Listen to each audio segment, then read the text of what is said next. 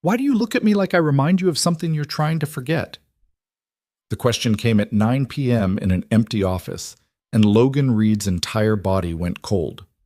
For 6 months, he'd avoided Ava Stone, his new CEO, his boss, the woman whose brother died on his watch 5 years ago. He thought he'd been careful, subtle, but she'd seen through every deflection, every excuse, every late-night escape route. Now she stood between him and the door, and there was nowhere left to run. What happened next would either destroy him or force him to face the truth he'd been hiding since the night everything fell apart. Drop a like and comment your city so I know how far this story reaches. Logan Reed had always believed that survival meant staying invisible. At 32, he'd perfected the art. Show up early, leave late, keep your head down, do the work, go home to your kid, repeat. No drama, no mistakes, no one looking too closely at the cracks beneath the surface. It was a decent life, a quiet one. And for someone raising a 7-year-old daughter alone, quiet was the closest thing to safety he could manage. Until Ava Stone walked into Fortis Engineering 6 months ago and blew that safety to pieces. She wasn't loud about it. That was the worst part. She didn't storm in with demands or speeches or a clipboard full of changes. She just appeared. New CEO, 30 years old, Stanford MBA, family money, and a last name that made Logan's stomach drop the first time he heard it. Stone. He'd spent the first week convincing himself it was a coincidence. Common name. No connection. She couldn't possibly be related to that Stone, the one whose face Logan still saw in his worst moments, the one whose death had lived in his chest like a stone of its own for 5 years. But then he saw the photo on her desk during a morning briefing. A young man with dark hair and a wide smile, arms slung over Ava's shoulder. The same smile Logan remembered from safety meetings and late-night project calls. The same face that had been in the obituary he'd read alone in a coffee shop, hands shaking so badly he couldn't hold the newspaper straight. Evan Stone, her brother, and Logan had been the one who killed him. Not with his hands, not directly, but close enough that the guilt lived in his bones, that it woke him up at 3 a.m. when the house was silent and his daughter was asleep, and there was no noise loud enough to drown out the memory of that phone call. There's been an accident. Evan didn't make it. I'm so sorry. So Logan did what he'd learned to do best. He avoided. If Ava scheduled a one-on-one, he rescheduled.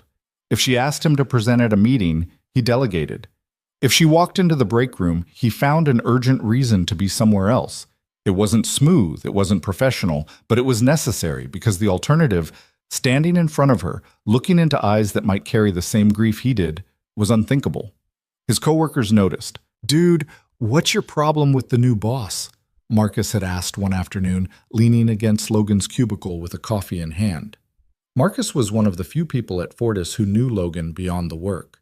They'd started the same year, survived the same brutal project cycles, attended the same memorial service 5 years ago. "No problem," Logan said, eyes locked on his monitor. "You literally walked out of the quarterly review when she asked you a direct question. I had to pick up Riley. At 2 in the afternoon on a Tuesday." Logan's jaw tightened. Daycare called. Marcus gave him a long look, the kind that said, "I know you're lying, but I'm not going to push it." "Just saying, people talk, and she's not stupid." That was the problem. Ava Stone was far from stupid. She was sharp, precise, and uncomfortably perceptive. In 6 months, she'd overhauled half the company's outdated policies, renegotiated vendor contracts, and somehow managed to do it without making enemies. People respected her, liked her even. She didn't micromanage, didn't play politics, just worked, asked smart questions, and actually listened to the answers. Logan hated that he noticed. He hated that every time she spoke in a meeting, he found himself listening despite his best efforts. Hated that her voice was calm and clear and nothing like what he'd imagined. Hated that she looked tired sometimes, in the way people do when they carry weight no one else can see. And he hated more than anything that she reminded him of Evan. Not in appearance. Evan had been broad-shouldered and loud, the kind of guy who filled a room just by walking into it. Ava was smaller, quieter, sharper, but there was something in the way she moved through the office, the way she held herself like she was used to being underestimated and had stopped caring.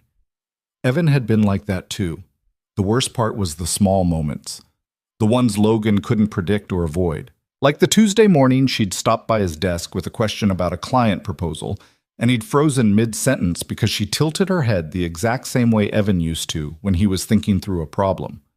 Or the Friday afternoon meeting where she'd laughed, really laughed, not the polite corporate kind, and the sound had hit Logan like a fist to the gut because it carried the same unguarded joy Evans had. Those moments were the ones that kept Logan up at night, staring at his ceiling while Riley slept down the hall, wondering if he'd ever stop seeing ghosts.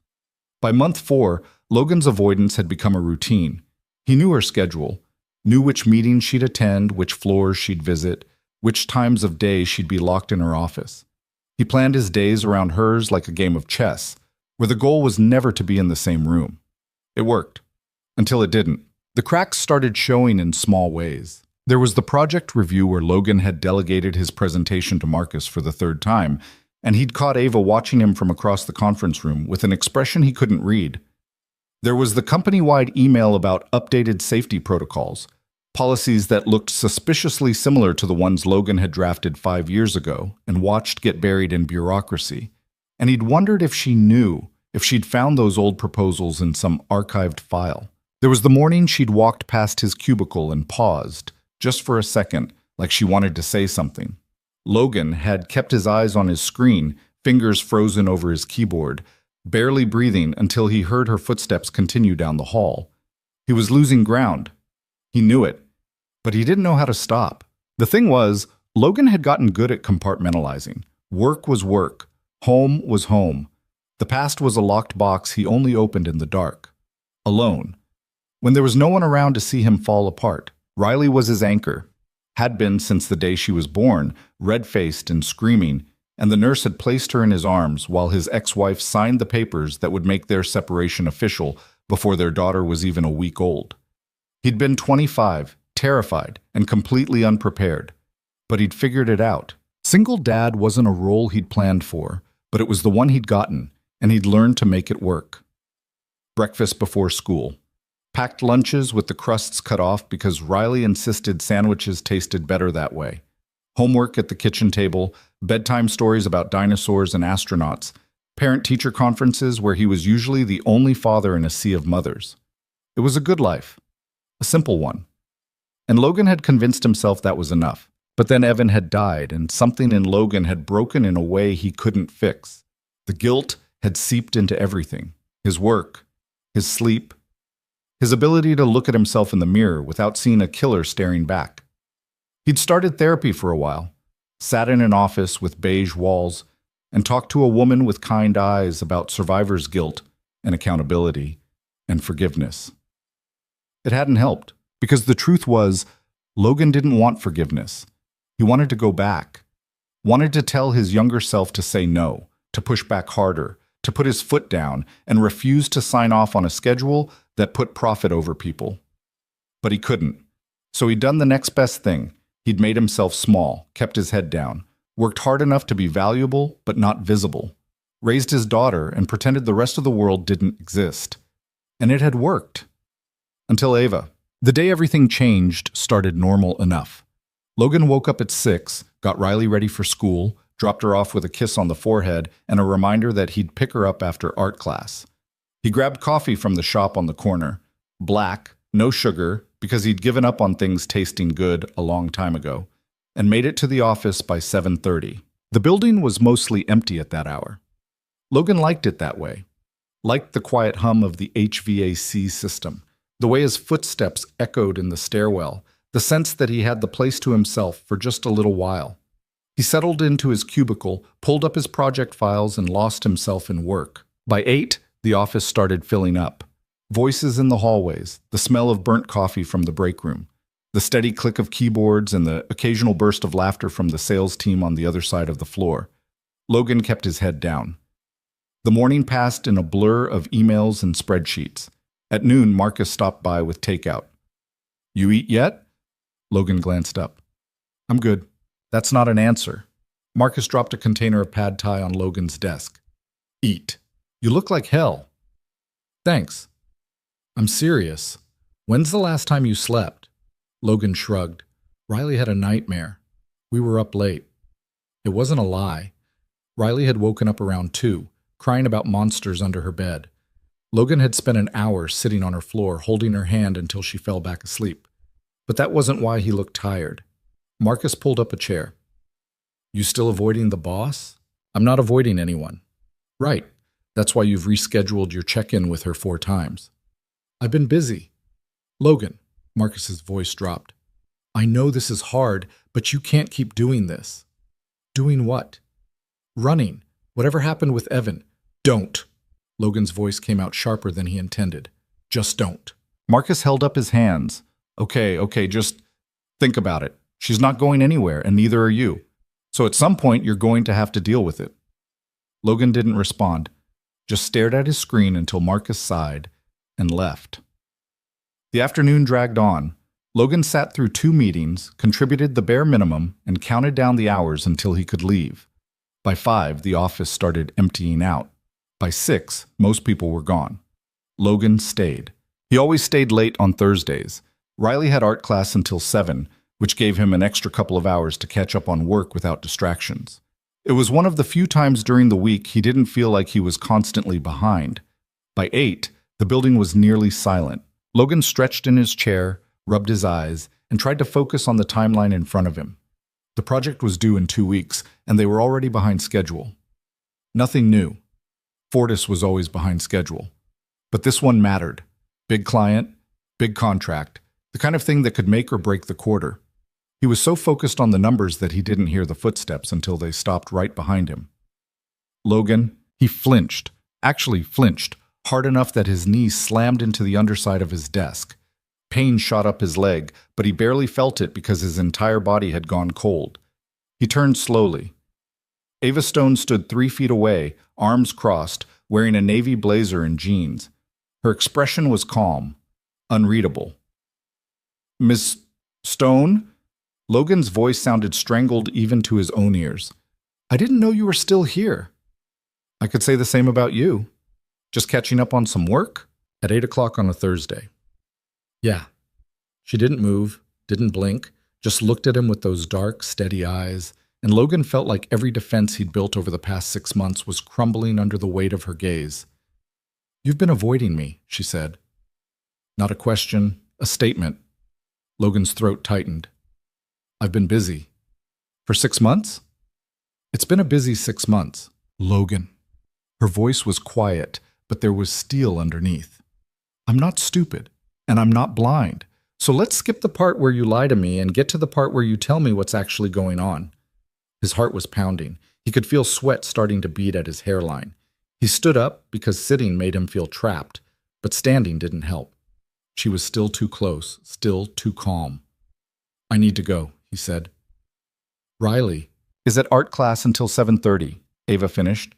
I know, you leave every Thursday at 7:15 to pick her up. You're early. Logan stared at her. I'm not trying to be creepy, she continued, voice even. I'm trying to understand why my lead project manager has been treating me like I'm contagious. I haven't. You've rescheduled 4 one-on-ones, sent Marcus to present your own work twice, left a board meeting in the middle of my question, and every time I walk into a room, you find an excuse to leave. She tilted her head slightly. So either I did something to offend you, or there's something else going on. Which is it? Logan's hands curled into fists at his sides. He could feel his pulse in his throat, could feel the edges of panic creeping in like a rising tide. It's not personal, he managed. Then what is it? I just think it's better if I keep my distance. Why? The word hung in the air between them, sharp and unavoidable. Logan's mind raced. He could lie, make up some excuse about professional boundaries or personality differences. She might even believe it, might let him walk away. But she was still looking at him, and there was something in her expression now, something that wasn't anger or confusion, but something quieter, something that looked almost like recognition. And Logan was so tired of running. Why do you look at me like I remind you of something you're trying to forget? Ava asked softly. The breath went out of Logan's lungs. For a long moment, neither of them spoke. The fluorescent lights hummed overhead. Somewhere down the hall, a printer beeped. Logan's mind scrambled for an exit, a deflection, anything that would let him walk away from this conversation with his carefully constructed walls still intact. But the walls were already crumbling. and he was too exhausted to hold them up anymore. "Evan," he said. The name tasted like rust in his mouth. "You remind me of Evan." Ava went very still. "I knew him," Logan continued, voice barely above a whisper. "We worked together, same team, same projects." He forced himself to meet her eyes. "I was his manager." Something flickered across her face, surprise, maybe, or something harder to name. "You were there?" "Yeah, when he died." "Not physically," Logan's voice cracked, "but I was the one who approved the schedule, the one who signed off on the overtime. I was the one who put him in that position." Ava didn't move, didn't speak, just watched him. And Logan couldn't stop now. 5 years of guilt was pouring out, and he had no idea how to hold it back. "We were under pressure," he said. "Massive deadline. Client threatening to walk. Everyone was stretched thin, but Evan—" Logan's throat tightened. Evan was reliable. He never said no, never complained, and I took advantage of that. The words came faster now, tumbling over each other. There was this project, high stakes, terrible timeline, and we were hemorrhaging people because the hours were insane. I went to upper management, told them we needed more staff, better scheduling, something to keep people from burning out. They said no, said we had to make it work with what we had. Logan's hands were shaking. He shoved them in his pockets. So I did what I was told. I made it work. And that meant asking people to pull double shifts, to work weekends, to push themselves past what was safe or reasonable. Evan volunteered for the overnight shift, said he didn't mind, said he could handle it. Logan's voice dropped to barely a whisper. I let him. I was so focused on hitting the deadline that I didn't stop to think about what I was asking, what it would cost. He looked at Ava, and her expression was unreadable. He fell asleep at the wheel, Logan said. 3 a.m, driving home after a 16-hour shift. Crashed into a concrete barrier on Route 95. They said it was instant, that he didn't suffer. His voice broke. But I put him in that car. I made the call that sent him home exhausted, and I've been carrying that every single day since.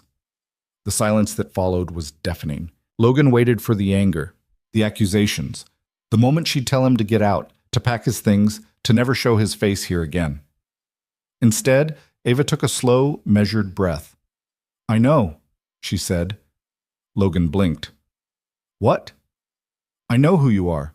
I've known since before I took this job. The floor tilted beneath him. You what? I did my research, Ava said, voice steady. I read every report, every email, every witness statement from that night. I know you were his manager. I know you approved the schedule. I know you were the one who called my parents at 4 a.m. to tell them their son was dead. Logan felt like he was drowning. Then why? His voice was barely audible. Why didn't you say anything? For the first time, something cracked in Ava's composure.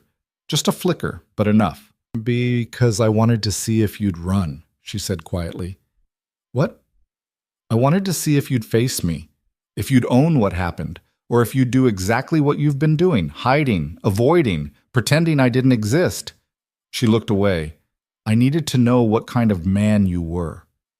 Logan couldn't breathe, couldn't think. And now I know, Ava said. You must hate me. I don't. You should. You? Maybe. She looked back at him, and there was something raw in her eyes now, something that cut deeper than anger. But hate's exhausting, and I've been carrying my own weight for 5 years. Logan stared at her, lost. I didn't come here to punish you, Ava continued. I came here because this company meant something to Evan. Because the work you were trying to do, the safety initiatives you tried to push through before he died, mattered to him.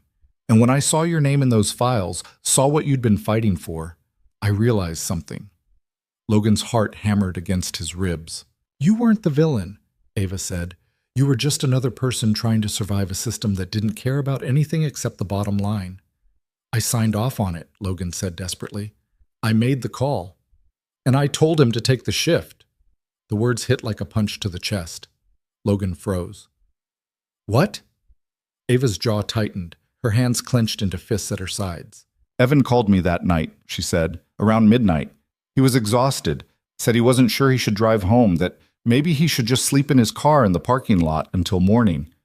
Her voice wavered. And I told him not to be ridiculous, told him to push through, that he was almost done, that it was just one more night, that it would all be worth it when the project was finished. She looked at Logan, and her eyes were bright now, sharp with tears she wouldn't let fall. "So if you want to blame someone," she said, "get in line, because I've been doing that for 5 years too." The air between them was thick with grief, with guilt that had nowhere left to go. "I told him to drive home," Ava whispered. "I was his big sister. He trusted me. And I told him to get behind the wheel when he was too tired to see straight." Logan's chest ached. "We've both been punishing ourselves," Ava said, "for the same thing. Alone." "I don't know how to stop," Logan admitted. "Neither do I." Her voice was barely audible now. "But I'm tired of carrying it by myself, aren't you?" Logan nodded because he couldn't trust his voice. For a long moment, they just stood there in the empty office. Two people bound by loss, by mistakes, by the weight of a single night that had shaped everything that came after. Finally, Ava took a step back. She wiped her eyes quickly, like she was angry at herself for showing weakness. "I'm not asking you to forgive yourself," she said. "I don't even know if I can forgive myself. But I am asking you to stop running. From me. From this." She gestured between them. "Because I think we're the only two people in the world who understand what this actually cost." Logan's throat was tight. "What do you want from me?" "I want you to stay," Ava said. "I want you to show up, to stop hiding, and I want us to figure out how to turn what happened into something that actually matters." She met his eyes. "Evan deserves that much. Don't you think?" The words settled over Logan, not light, but solid, real. "Yeah," he said roughly. "He does." Ava nodded once. "Good. Then I'll see you tomorrow, 9 a.m., my office. And Logan?"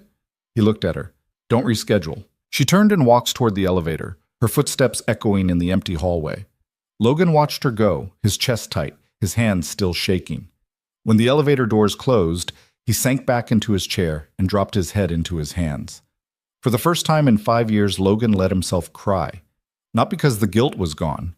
It wasn't. It probably never would be. But because for the first time, he wasn't carrying it alone. And that made all the difference. Hush. Word count. Approximately 4,200 words I need to continue expanding to reach 6,500 to 7,000 words. Let me add more depth to the story. So, when Logan finally pulled himself together, it was almost 9.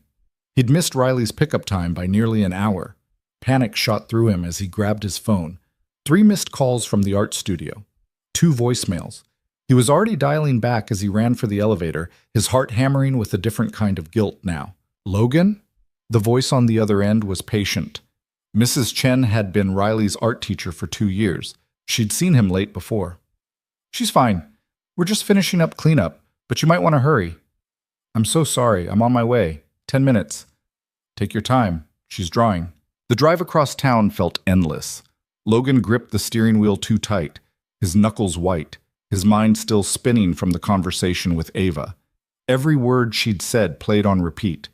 "I know who you are. I've known since before I took this job." She'd known. The entire time she'd known. And she'd been watching him run. The art studio was in a renovated warehouse in the arts district, all exposed brick and large windows. Logan parked haphazardly and jogged inside. The main room was empty except for Mrs. Chen cleaning paintbrushes at the sink and Riley sitting cross-legged on the floor, surrounded by sheets of paper covered in crayon drawings. "Daddy!" Riley looked up, her face lighting up. No anger, no frustration, just pure 7-year-old joy at seeing him. Logan's chest constricted. "Hey, Bug?" He crouched down beside her. "I'm sorry I'm late." "It's okay. I made you a picture." She held up a drawing of what appeared to be a purple dinosaur standing next to a very tall building. "That's you at work, and that's a stegosaurus because they're my favorite." "It's perfect," Logan said, and meant it. Mrs. Chen walked over, wiping her hands on a towel. "She did great today, very focused. Thanks for staying late. I really am sorry." "Don't worry about it," Mrs. Chen smiled. "These things happen."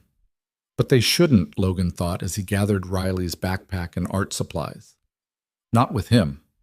He'd built his entire life around being reliable, being present, being the one person Riley could count on no matter what.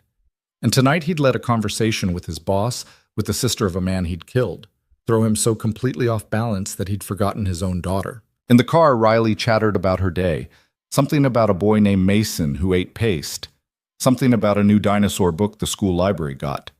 Logan made the appropriate sounds, nodded in the right places, but his mind was elsewhere. I told him to take the shift. Ava's voice echoed in his head. The crack in her composure when she'd admitted her own guilt. The way her hands had shaken just slightly before she'd clenched them into fists. She'd been carrying the same weight he had, for just as long. They pulled into the driveway of the small house Logan rented in a quiet neighborhood 20 minutes from downtown. It wasn't much. 2 bedrooms, 1 bathroom, a kitchen that was too small, and a backyard that was mostly weeds. But it was theirs, safe, stable. Inside, Logan made dinner while Riley spread her homework across the kitchen table. Mac and cheese from a box. Carrot sticks because he was at least trying to pretend they ate vegetables. A glass of milk that Riley immediately protested she was too old for. "You're 7, Logan said. "Drink the milk." "Mason doesn't have to drink milk." "Mason eats paste," Riley giggled. Fair point. They ate in comfortable silence, the kind that came from years of just the two of them. After dinner, Logan supervised teeth brushing, read 3 chapters of a book about a girl who discovered she was secretly a dragon, and tucked Riley into bed with her favorite stuffed triceratops. "Daddy?" Riley's voice was sleepy. "Are you okay?" Logan paused in the doorway. "Yeah, Bug." "Why?" "You seem sad." Kids were too perceptive. Logan had learned that early on. You couldn't hide from them. Couldn't fake it the way you could with adults. "Just a long day," he said honestly. "But I'm okay." "Promise?" "Promise." Riley nodded, satisfied, and closed her eyes. Logan watched her for a moment longer, this small person who trusted him completely, who had no idea how badly he'd failed someone else's brother, someone else's son. He couldn't fail her too. Back in the kitchen, Logan cleaned up dinner, loaded the dishwasher, wiped down the counters. Routine. Normal. The kind of mindless task that usually calmed him. Tonight they didn't help. He sat at the kitchen table with his laptop, intending to finish the project timeline he'd been working on. Instead, he found himself opening old files. Emails from 5 years ago. Project schedules. The safety proposal he'd drafted and submitted 3 times before Evan died, each time with more urgency, each time getting buried by budget concerns and timeline pressures. He'd tried. He'd really tried. But it hadn't been enough. Logan's phone buzzed. A text from an unknown number. "It's Ava. Don't reschedule tomorrow. I mean it." He stared at the message for a long time before typing back. "I won't." Her response came immediately. "Good. Get some sleep." Logan almost laughed. Sleep. Like that was something he knew how to do anymore. But he shut his laptop, turned off the lights, and went to bed anyway. Lay in the dark, staring at the ceiling, listening to the house settle around him, thinking about a woman who'd spent 6 months watching him run and had finally decided to stop letting him. Tomorrow, he'd go to her office. Tomorrow, he'd face whatever came next. Tonight, he just let himself feel the weight of it all, the grief, the guilt, the strange, unexpected relief of knowing he wasn't alone anymore. And somewhere in the early hours of the morning, exhaustion finally pulled him under. Logan woke up to Riley jumping on his bed at 6:30, which was both too early and exactly on schedule. "Daddy, you're going to be late," she announced, bouncing hard enough that his spine protested. "You always wake me up at 6:30. Now it's 6:30 and you're still sleeping." Logan groaned and pulled a pillow over his face. 5 more minutes. "That's what I say and you never let me." She had a point. He dragged himself out of bed, made breakfast on autopilot, scrambled eggs, toast, orange juice, and got Riley ready for school. The morning routine was so ingrained in his muscle memory that he didn't have to think about it, which was good because his brain was already stuck on the 9 a.m. meeting with Ava. Don't reschedule. He wouldn't, couldn't, even if he wanted to. Something had shifted last night. Some wall he'd spent 5 years building had finally cracked wide enough that there was no patching it back together. After dropping Riley off, Logan sat in his car in the school parking lot for 10 minutes, gripping the steering wheel, trying to remember how to breathe normally. Other parents streamed past, chatting and laughing, living lives that looked so much simpler than his felt. He wanted to drive away, wanted to call in sick, pack Riley up after school, and just disappear for a while. Instead, he started the car and headed to Fortis. The office was already buzzing when he arrived at 8:15. Logan kept his head down, went straight to his desk, and tried to focus on work. Failed completely. By 8:45, he'd read the same email 3 times without absorbing a single word. At 8:50, his phone buzzed. "My office is on the 4th floor. Don't make me come find you." Logan almost smiled despite himself. Ava Stone didn't waste words. He took the stairs instead of the elevator, buying himself an extra minute. The 4th floor was executive territory. Bigger offices, better furniture, fewer people. Logan had only been up here a handful of times, usually for presentations to the board or meetings he couldn't delegate his way out of. Ava's office was at the end of the hall, corner view, glass walls that she'd covered with partially drawn blinds. Logan could see her through the gaps, sitting at her desk, reading something on her laptop with the kind of focus that made the rest of the world disappear. He knocked. She looked up immediately. "Come in." Logan stepped inside and closed the door behind him. The office was surprisingly sparse: desk, chairs, bookshelf, and that photo of Evan on the corner of her desk. No corporate motivational posters, no awards on the walls, just a space that felt temporary, like she hadn't decided yet if she was staying. "Sit," Ava said, gesturing to the chair across from her. Logan sat. For a moment, neither of them spoke. Ava studied him with the same steady gaze from last night, and Logan resisted the urge to look away. "How'd you sleep?" she asked finally. "Not great. You?" "Same." Another pause. Logan's hands were sweating. He wiped them on his jeans. "I've been thinking," Ava said, leaning back in her chair, "about what happens next." "Okay." "I don't want your resignation." Logan blinked. "I wasn't planning to—" "Yes, you were." Her voice was matter-of-fact. "You were planning to walk in here, apologize again, and tell me it would be easier for everyone if you left. Because that's what you do. You run." She wasn't wrong. "But here's the thing," Ava continued. "You're good at your job. Really good. The projects you manage come in on time, under budget, and your team actually likes working for you. That's rare. And I need people like you." Logan didn't know what to say to that. "More than that," Ava said, her voice softening slightly, "I think we can help each other. I've spent 5 years blaming myself for Evan's death. You've spent 5 years doing the same, and neither of us has moved forward because we've been too busy drowning in guilt." "I don't see how that changes," Logan said quietly. "It changes because we stop doing it alone." Ava pulled a folder from her desk drawer and slid it across to him. "I found these in the archives. Your safety proposals, the ones you submitted before Evan died." Logan's stomach dropped. He didn't need to open the folder to know what was inside. He'd written those proposals in a fever of desperation, staying up late after Riley went to bed, trying to find a way to protect his team from the grinding hours that were slowly destroying them. All 3 had been rejected. "They were good," Ava said. "Better than good. If the company had implemented even half of what you suggested, Evan would still be alive." The words hit like a physical blow. "But they didn't," Logan managed. "I wrote them, I fought for them, and they still said no. And I still approved the schedule anyway because I was too much of a coward to walk away. You had a daughter to support, a mortgage, bills. You weren't a coward. You were trapped in the same system that killed my brother." Ava's jaw tightened. "And that system is still here, still grinding people down, still putting profit over safety." Logan looked at her. "What are you saying?"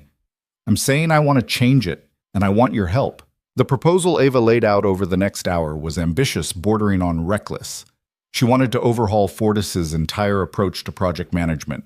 Hard caps on weekly hours, mandatory rest periods between shifts, rotating schedules to prevent burnout, anonymous reporting systems for safety concerns.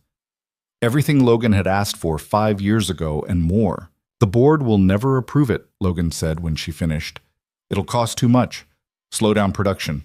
They'll say we can't compete with other firms if we're babying our employees." "Let me worry about the board." "Ava, they'll fire you." "Maybe," she shrugged. "But I didn't take this job to play it safe. I took it because I wanted to make sure what happened to Evan never happens to anyone else. And I can't do that without someone who understands the problem from the inside." Logan stared at her. "You really think we can pull this off?" "I think we have to try." There was something in her voice, not quite hope, but determination. The kind that came from grief channeled into purpose. Logan recognized it because he'd been searching for that same thing for 5 years and coming up empty. "Okay," he said, "I'm in." Ava nodded, and for the first time since he'd met her, she smiled. Small, genuine, there and gone in a second. But it was enough. "Good. Then let's get to work." The next 2 weeks were brutal. Logan threw himself into the project with an intensity that surprised even him.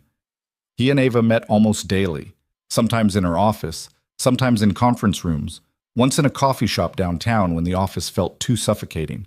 They dug through years of project data, injury reports, turnover rates, built spreadsheets and projections and presentations meant to convince skeptical executives that treating people like humans was actually good business. It was exhausting and strange, and the first time in 5 years Logan felt like he was doing something that mattered. The rest of the office noticed. "So you're not avoiding the boss anymore," Marcus observed one afternoon, dropping into the chair next to Logan's desk with his perpetual cup of coffee. "Nope." "What changed?" Logan kept his eyes on his screen. "We talked." "That's it? You talked?" "Yeah." Marcus waited, clearly expecting more. When Logan didn't elaborate, he sighed. "You're the worst gossip in this entire building." "I'm not a gossip at all." "Exactly. It's a problem." Despite himself, Logan smiled. But the work wasn't just spreadsheets and meetings. It was also facing the parts of the past Logan had buried. Ava insisted they document everything, not just the statistics, but the human cost. That meant tracking down people who'd worked under the old system, people who'd burned out or left, or worse. It meant talking to Evan's old teammates. Logan had avoided them for 5 years. Some had left the company, some had transferred to different departments. But a few were still around, still working the same grinding schedules, still pushing through the same impossible demands. The first one Logan approached was Sarah Chen, a software engineer who'd been on Evan's team and was now leading her own projects. She was in the break room when Logan found her, eating a sad desk salad and scrolling through her phone. "Sarah, got a minute?" She looked up, surprised. "Logan? Hey." "Yeah, sure." They found an empty conference room.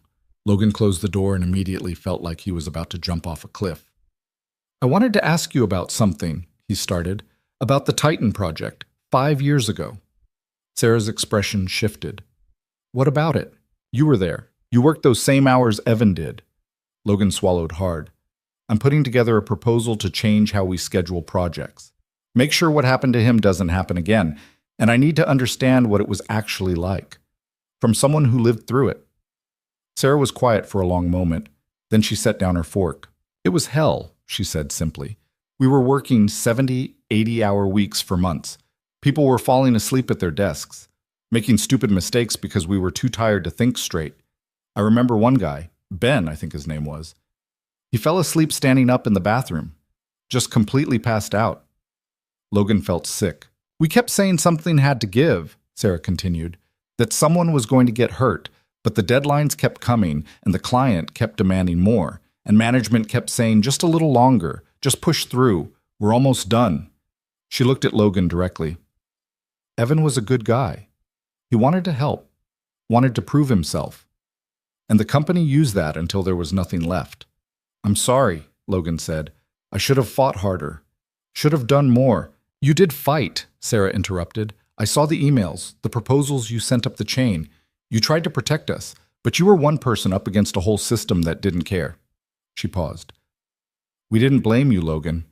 We blamed the people who could have changed things and chose not to." The words settled over him, heavy and strange. Forgiveness he hadn't asked for. Understanding he didn't think he deserved. "Thank you," he managed. Sarah nodded.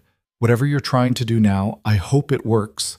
Because nothing's really changed. We're still drowning. We're just better at hiding it." Logan talked to 6 more people over the next week. Got 6 variations of the same story. Too many hours, too much pressure, too little support. People who loved their work but hated what it was doing to them. People who'd left friends and family behind because the job demanded everything and gave back nothing but a paycheck and the promise that things would get better next quarter. They never did. Each conversation left Logan raw, but they also gave him something he hadn't expected. evidence, real stories from real people that couldn't be dismissed as whining or weakness. This wasn't about a few bad employees. It was about a culture that treated burnout as the cost of doing business. He compiled everything into a document that ran 43 pages. Statistics, testimonials, cost-benefit analyses, implementation timelines. It was the most comprehensive thing Logan had ever written. And when he finally handed it to Ava, his hands were shaking. She read it in one sitting while Logan paced her office, too anxious to sit down. When she finished, she looked up. "This is good. Really good." "Yeah?" "Yeah. But you know what happens now, right?" Logan nodded. "We present it to the board, and they're going to fight us on every single point." "I know." Ava closed the folder and stood. "Then let's make sure we're ready." The board meeting was scheduled for a Friday afternoon. Logan spent the entire week before it rehearsing, revising, trying to anticipate every possible objection. Ava was relentless, pushing him to be clearer, sharper, more direct. No hedging, no apologizing, no corporate speak that obscured the truth.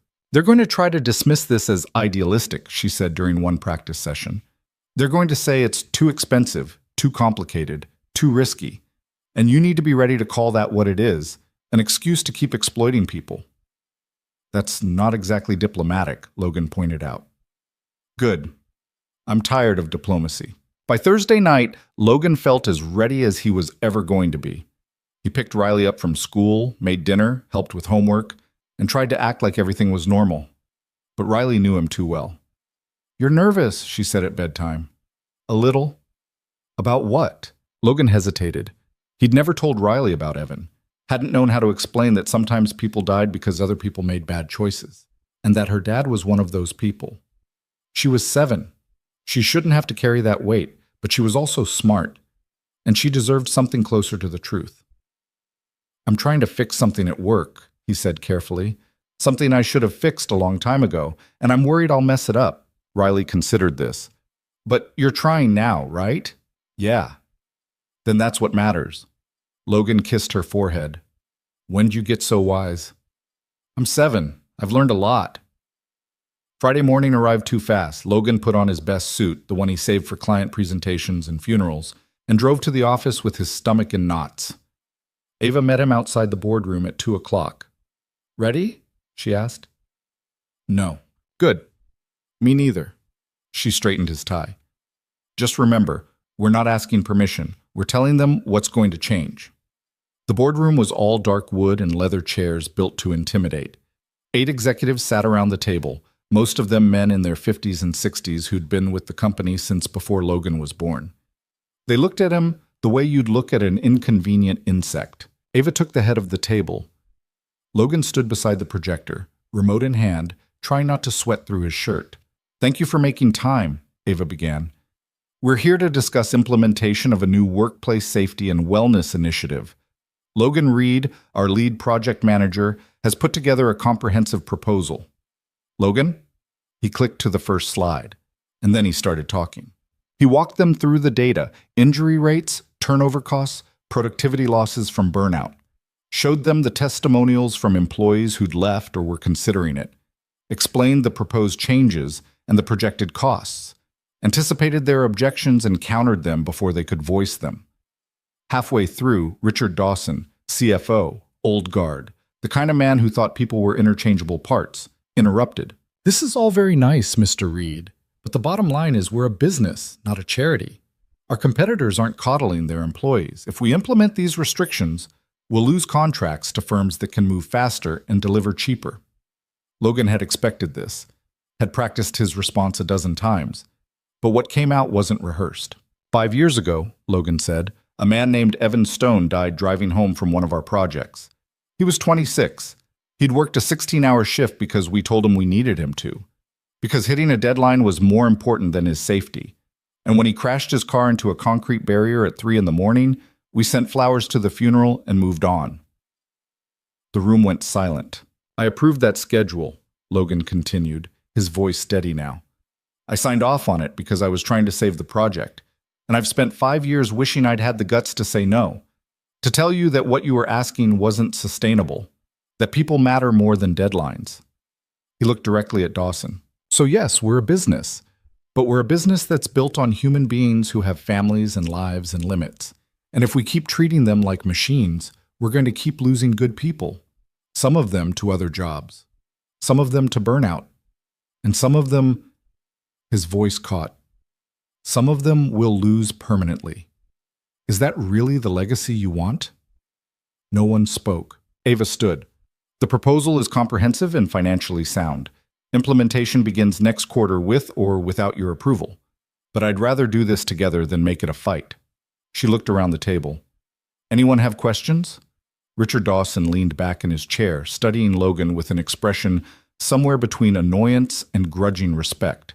One question, he said. How do we know this won't happen again? How do we guarantee that employees won't abuse these protections? Call in tired when they're not. Use this as an excuse to slack off. Logan felt anger flash hot in his chest, but before he could respond, Ava cut in. We don't, she said flatly. Just like we can't guarantee employees won't steal office supplies or fake sick days now, but in 15 years with this company, I've watched hundreds of people work themselves to exhaustion because they cared about doing good work. The problem isn't that people want to slack off.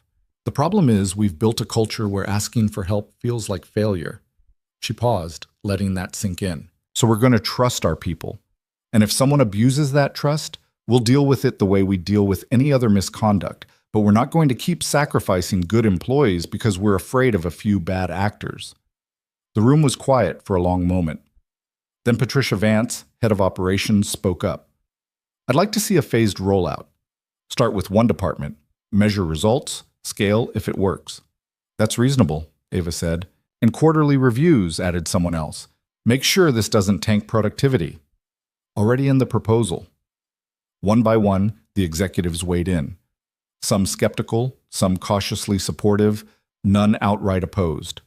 By the time the meeting ended an hour later, Logan's shirt was soaked with sweat and his hands wouldn't stop shaking, but they'd done it. The proposal passed. Outside the boardroom, Logan leaned against the wall and tried to remember how to breathe normally. Ava stood beside him, arms crossed, expression unreadable. That was, Logan started. Terrifying? Yeah. Good. If it wasn't scary, it wouldn't matter. She looked at him. You did well in there. I almost lost it when Dawson started talking about people abusing the system. But you didn't. You told the truth instead. Ava pushed off the wall. Come on, I'm buying you a drink. But they ended up at a bar 2 blocks from the office, the kind of place that catered to the after-work crowd with overpriced cocktails and dim lighting. Ava ordered whiskey neat. Logan got a beer he didn't really want, but needed something to do with his hands. To not failing completely, Ava said, raising her glass. Logan clinked his bottle against it. I'll drink to that. They sat in silence for a while, the adrenaline from the meeting slowly draining away. The bar was filling up around them, people laughing, complaining about their bosses, living normal lives that didn't involve confronting boards of directors about dead brothers. Can I ask you something? Logan said finally. Sure. Why'd you really come to Fortis? You could have gone anywhere, done anything. Why come here and dig up all this pain? Ava swirled her whiskey, watching the amber liquid catch the light.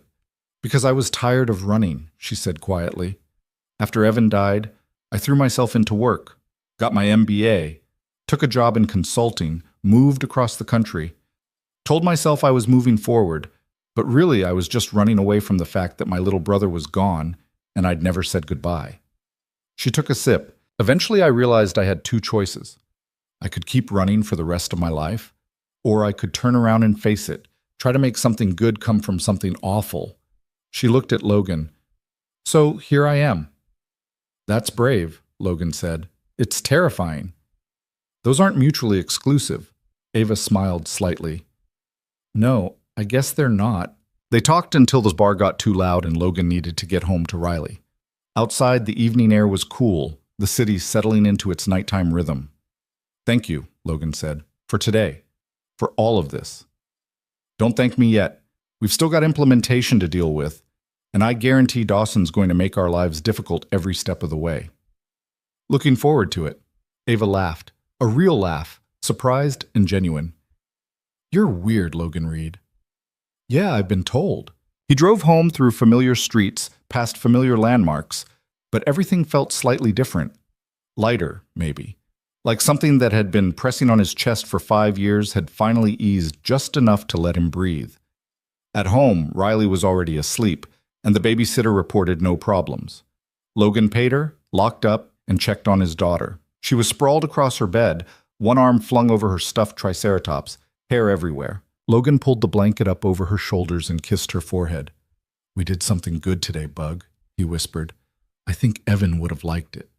Riley didn't wake up, but Logan let himself believe she'd heard him anyway. In his own room, he lay in bed staring at the ceiling, too wired to sleep despite the exhaustion pulling at his bones.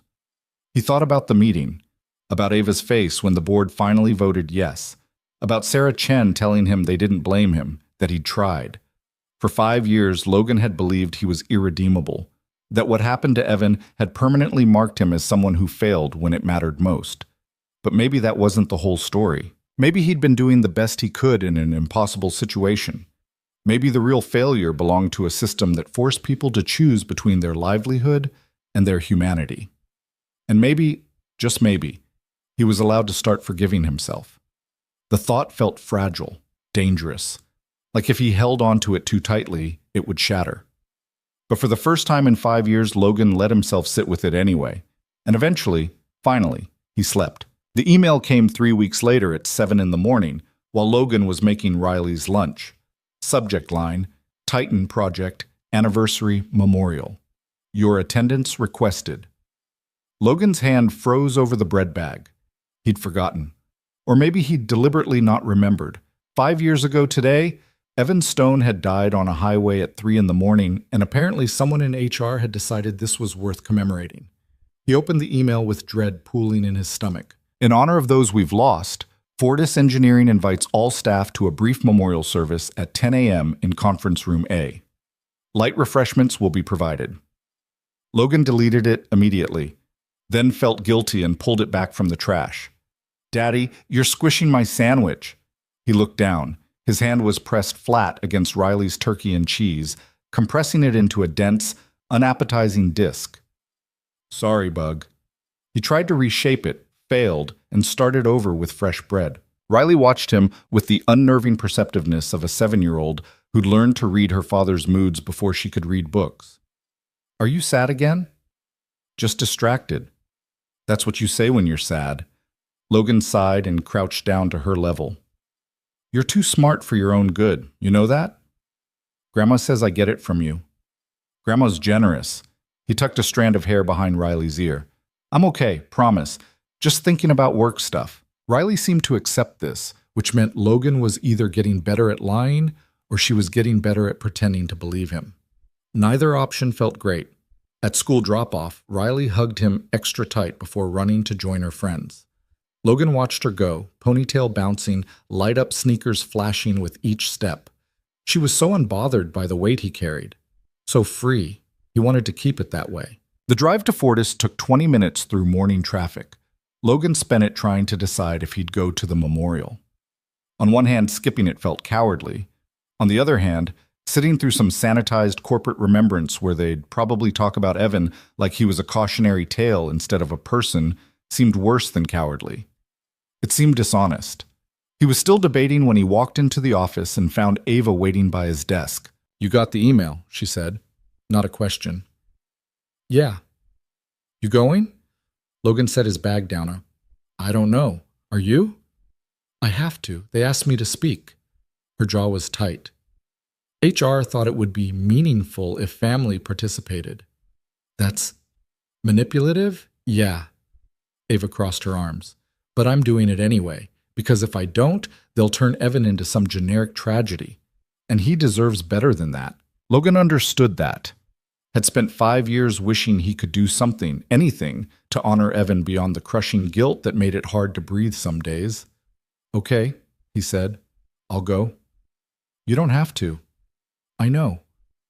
Ava studied him for a moment, then nodded. 10 o'clock. Try not to look like you're attending your own execution. No promises. By 9:45, Conference Room A was already filling up. Logan recognized most of the faces, people who'd worked with Evan, people who'd been at the company long enough to remember, people who were probably just here for the free coffee and donuts HR had promised. He found a seat in the back corner, as far from the front as possible. Marcus slid into the chair next to him. Hey. This is weird, right? Marcus kept his voice low. The memorial thing? Very weird. I mean, I get wanting to remember him, but this feels like... Marcus gestured vaguely at the room, at the corporate-branded slideshow cycling on the projector screen, at the HR representative adjusting the microphone. Performative? Logan couldn't disagree. At exactly 10, Jennifer from HR stepped up to the podium. She was young, mid-20s probably, and had definitely not been with the company when Evan died. She launched into a speech about workplace safety and remembering those we've lost and the importance of supporting one another through difficult times. It was fine, professional, completely bloodless. Logan stopped listening halfway through. Then Ava stood up. She walked to the front of the room in a black dress and heels, her expression carefully neutral. When she reached the podium, she didn't look at her notes, just gripped the edges and looked out at the assembled employees. My brother Evan died 5 years ago today, she said. He was 26 years old. He liked terrible action movies and expensive coffee. He was learning to play guitar and was terrible at it. He called me every Sunday to complain about our parents and ask for career advice he never took. Someone in the front row shifted uncomfortably. This wasn't the sanitized memorial they'd expected. The night he died, Ava continued, her voice steady, he called me at midnight. He was exhausted. He'd been working 16-hour days for weeks. He told me he wasn't sure he should drive home, that maybe he should just sleep in his car. She paused. And I told him to stop being dramatic, to just push through, that he was almost done. The room was silent. 3 hours later, my parents got a phone call saying Evan had crashed his car into a highway barrier, that he'd died instantly. And I've spent 5 years wishing I could take back that conversation, wishing I'd told him to stay, to rest, that no job was worth his life. Logan's throat was tight. But the thing is, Ava said, it wasn't just my fault, and it wasn't just his. It was a system that told him working himself to death was normal, expected, admirable even. A system that rewarded pushing through exhaustion and punished asking for help. She looked around the room, making eye contact with people in a way that made them squirm. We can't bring Evan back, but we can make sure no one else dies because they were too afraid to say they needed rest. We can build a company that values people over profit, that treats burnout like the crisis it is instead of a cost of doing business. Her voice hardened. And if you're sitting here thinking that's too idealistic or too expensive or too complicated, then you're part of the problem. Jennifer from HR looked like she wanted to disappear into the floor. So here's my challenge, Ava finished. Don't just remember Evan today. Don't just feel sad for 5 minutes and then go back to your desks and forget. Actually change something. Speak up when you see someone drowning. Push back when deadlines become more important than health. Make this place better. She stepped back from the podium. That's all I've got. No one clapped. The silence was too heavy for applause. Ava walked back to her seat in the front row, and Jennifer from HR scrambled to close out the memorial with some awkward words about refreshments in the hallway. People filed out quietly, most of them looking uncomfortable, some of them looking thoughtful. Logan waited until the room had mostly cleared, then made his way to the front where Ava stood alone, staring at nothing. That was, he started. Too much? No, it was honest. Ava laughed, but it sounded hollow. Jennifer's probably going to file a complaint with the board. Pretty sure I violated about 6 HR protocols. Worth it. Yeah. She turned to look at him. Yeah, it was. They stood there in the empty conference room, two people bound by a grief that was simultaneously shared and completely isolating. You want to get out of here? Logan asked. Desperately. They ended up at the same bar from 3 weeks ago, even though it was barely 11 in the morning. The bartender gave them a look but didn't comment when Ava ordered whiskey and Logan got coffee because someone had to pick up Riley at 3.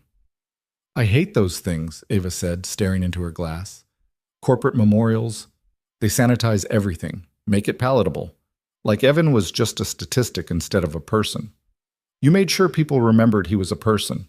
I made sure people were uncomfortable. She took a sip. There's a difference. Logan wrapped his hands around his coffee mug. You said what needed to be said. Did I? Or did I just make myself feel better by unloading 5 years of guilt onto a room full of people who were expecting a nice, neat ceremony they could forget about in an hour? Both can be true. Ava looked at him. You ever wonder if we're doing this for the right reasons? The safety initiative, the policy changes, all of it. Are we actually trying to help people? Or are we just trying to fix ourselves? Logan had thought about this. Late at night when he couldn't sleep, when the weight of everything felt too heavy to carry. The question of whether he was doing this to honor Evan or just to ease his own guilt. I don't know, he said honestly. Maybe it doesn't matter. If the end result is the same, if people are safer, if the company is better, does it matter why we're doing it? Philosophically, probably not, but it matters to me. Ava set her glass down. I need to know I'm not just performing grief, that this isn't all some elaborate way to avoid dealing with the fact that my brother is dead, and I'll never get to apologize for telling him to drive that night. You know he wouldn't want you to carry that, right? Do I? Her voice cracked slightly. Because I never got to ask him, never got to have that conversation. He died, and I was left with all this. She gestured helplessly. Everything, and no way to fix it. Logan understood that feeling viscerally, the wanting to apologize to someone who couldn't hear it, the need for absolution from a person who was gone. He called me his hero, Ava said quietly. When we were kids, I was 6 years older and he thought I could do anything, solve any problem, fix any situation. And the one time it really mattered, I told him to get in a car when he was too tired to drive safely. You didn't know. I should have. She looked at Logan with eyes that were bright but not crying. Ava Stone didn't cry. Logan had learned that over the past few weeks. She got angry or she got quiet, but she didn't break. Not in front of people. I was his big sister. I was supposed to protect him. And I was his manager. I was supposed to keep him safe. Logan leaned forward. We can both carry that guilt forever. Let it eat us alive. Or we can try to build something good out of something terrible. It won't bring him back. It won't fix what happened, but maybe it'll mean his death wasn't completely meaningless. Ava was quiet for a long time. Then she drained her whiskey and stood up. Come on, we have work to do. The implementation of the new policies was messier than either of them had anticipated. Richard Dawson fought them on every detail. Budget allocations got delayed, departments pushed back on the mandatory rest periods, claiming it would destroy their project timelines. Employees who'd spent years normalizing burnout suddenly didn't know how to function with actual boundaries. Logan spent most of his days in meetings that went nowhere, answering the same objections over and over, trying to convince people that caring about their own well-being wasn't weakness. It was exhausting. But it was also working, slowly, incrementally. One policy at a time. They started with Logan's department, 12 people managing infrastructure projects with historically brutal schedules. Hard cap at 50 hours per week. Mandatory 2 days off between crunch periods. Anonymous reporting system for safety concerns that actually got taken seriously. The first week, productivity dropped. Everyone was adjusting, figuring out how to work differently. The second week, it started to even out. By the third week, something unexpected happened. People were better at their jobs. Turns out when you weren't operating on 4 hours of sleep and 6 cups of coffee, you made fewer mistakes. You caught problems earlier. You communicated more effectively. The quality of work went up while the stress level went down. Marcus was the first to say it out loud. This is weird, right? He stood in Logan's cubicle with a report in hand. We're actually ahead of schedule. When's the last time that happened? Never, Logan said. Exactly. It's creeping me out. But it wasn't just the productivity. It was the atmosphere. People smiled more. Actually took lunch breaks instead of eating sad desk salads while answering emails. Left at reasonable hours and didn't feel guilty about it. Sarah Chen, who'd been on the verge of quitting 3 months ago, told Logan it was the first time in 5 years she'd felt like a person instead of a resource to be used up. That conversation stayed with Logan, reminded him why this mattered. Of course, not everyone was happy about it. The breaking point came 6 weeks into implementation during a project review meeting where Richard Dawson decided to make his opposition public. This is unsustainable, he announced, gesturing at the quarterly projections on the screen. We're losing competitive advantage. Other firms are moving faster because they're not hamstringing their employees with all these restrictions. Logan, who'd been exhausted before the meeting even started, felt something snap. They're not restrictions, he said. They're protections. Call them whatever you want. The numbers don't lie. You're right, they don't. Logan stood up, which was probably unprofessional, but he was past caring. Our turnover is down 30%. Injury reports are down 40%. Employee satisfaction is up. And yes, our output is slightly lower in the short term. But we're not hemorrhaging talent anymore. We're not losing institutional knowledge every time someone burns out and quits. And we're sure as hell not going to lose anyone else the way we lost Evan Stone. The room went silent. Dawson's face darkened. That's a low blow. It's the truth. And if you can't see that prioritizing human beings is good business in the long run, then you're exactly the kind of leadership this company needs to move past. You're out of line, Reed. Maybe, but I'm not wrong. Ava, who'd been silent up until this point, stood up. Richard, I appreciate your concern about the bottom line, but Logan's right. We're building something sustainable instead of burning through people like they're disposable. If you can't support that, then we have a fundamental disagreement about what this company should be. Is that a threat? It's a statement of fact. Ava's voice was ice. This initiative has board approval. It's happening. You can either work with us or work against us. But if you work against us, I'll make sure everyone knows you valued short-term profits over the lives and well-being of your employees. Dawson looked like he wanted to argue more, but something in Ava's expression made him back down. He grabbed his papers and left the room without another word. When the door slammed behind him, Logan sat down heavily. Well, Marcus said into the silence, that was intense. That was necessary, Ava corrected. She looked at Logan. You okay? Yeah, just tired of fighting the same battle over and over. Welcome to change management. She gathered her things. But for what it's worth, that was a good fight. You didn't back down. Logan wasn't sure if that was a compliment or just an observation. Either way, he felt wrung out. The rest of the day passed in a blur. Logan answered emails, reviewed timelines, tried to focus on work that felt mundane compared to the morning's confrontation. By the time he left to pick up Riley, his head was pounding and his jaw ached from clenching it all day. Riley, in contrast, was in an excellent mood. She'd gotten a gold star on her spelling test and wanted to celebrate with ice cream. Please, she used her most devastating puppy dog eyes. I got 100%. That means I need ice cream. It's basically a rule. Logan, who had no energy left to resist, agreed. They ended up at the ice cream shop near their house. Riley with a towering cone of mint chocolate chip, and Logan with plain vanilla because he'd long since given up on food being interesting. They sat at a sticky table by the window, Riley chattering about her day, while Logan tried to stay present instead of replaying the meeting with Dawson in his head. Daddy, you're not listening. Sorry, Bug, I'm listening now. I said Mason brought a frog to school and it escaped and Mrs. Patterson screamed and climbed on her desk. Logan blinked. A real frog? Yeah, he found it in his backyard. It was so cool. Riley took a massive bite of ice cream. Can we get a frog? No. A turtle? Also no. You never let me have anything fun. I let you have ice cream on a Tuesday. That's fun. Riley considered this. Fair point. They finished their ice cream in comfortable silence. Outside, the sun was starting to set, painting the sky in shades of orange and pink. Normal people were living normal lives.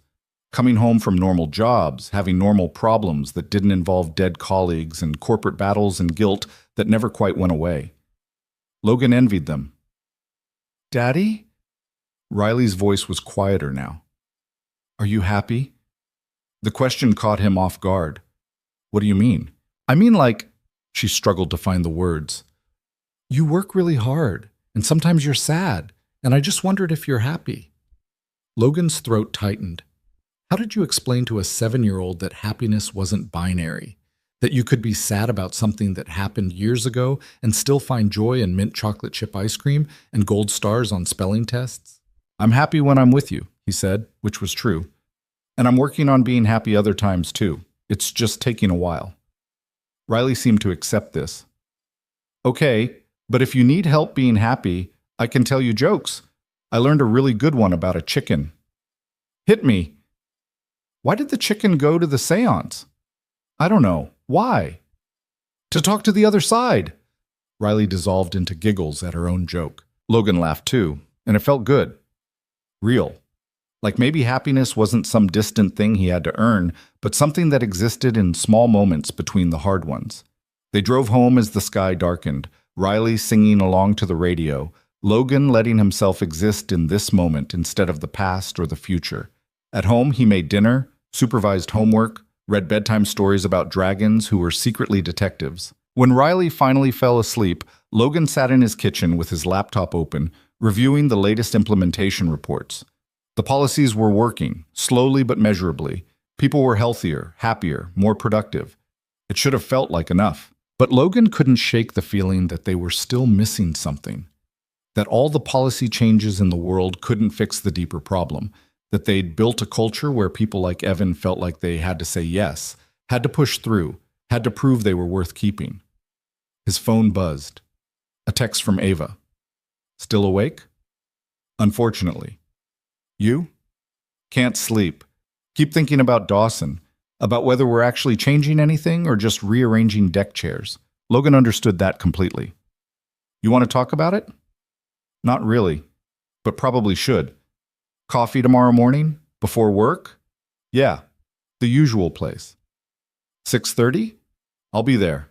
Logan set his phone down and stared at the ceiling. 6:30 meant he'd have to be up by 5:30 to get Riley ready and dropped off early at before school care. It meant starting the day exhausted. But Ava needed to talk, and after everything, he wasn't going to leave her hanging. Besides, maybe she wasn't the only one who needed the conversation. At 6:15 the next morning, Logan walked into the coffee shop they'd been frequenting and found Ava already there, looking like she hadn't slept at all. You look terrible, he said, sliding into the seat across from her. Right back at you. They ordered coffee, black for both of them because neither had the energy for anything fancy, and sat in tired silence for a moment. I keep thinking about what you said yesterday, Ava started, about not knowing if we're doing this for the right reasons.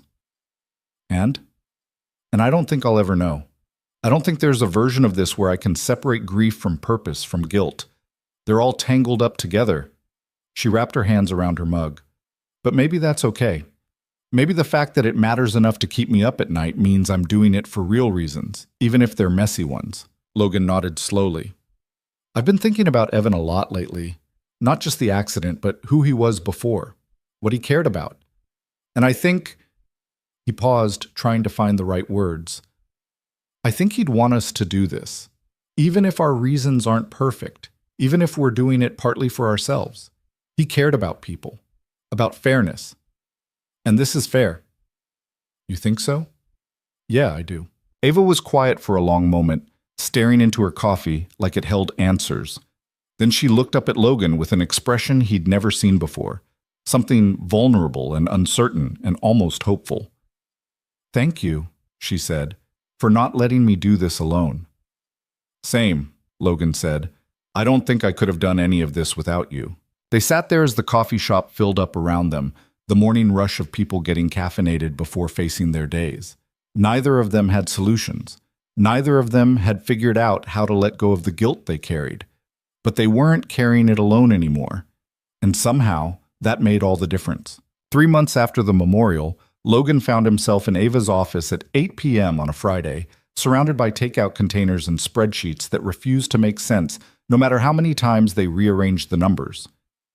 This doesn't work, Ava said, shoving her laptop away in frustration.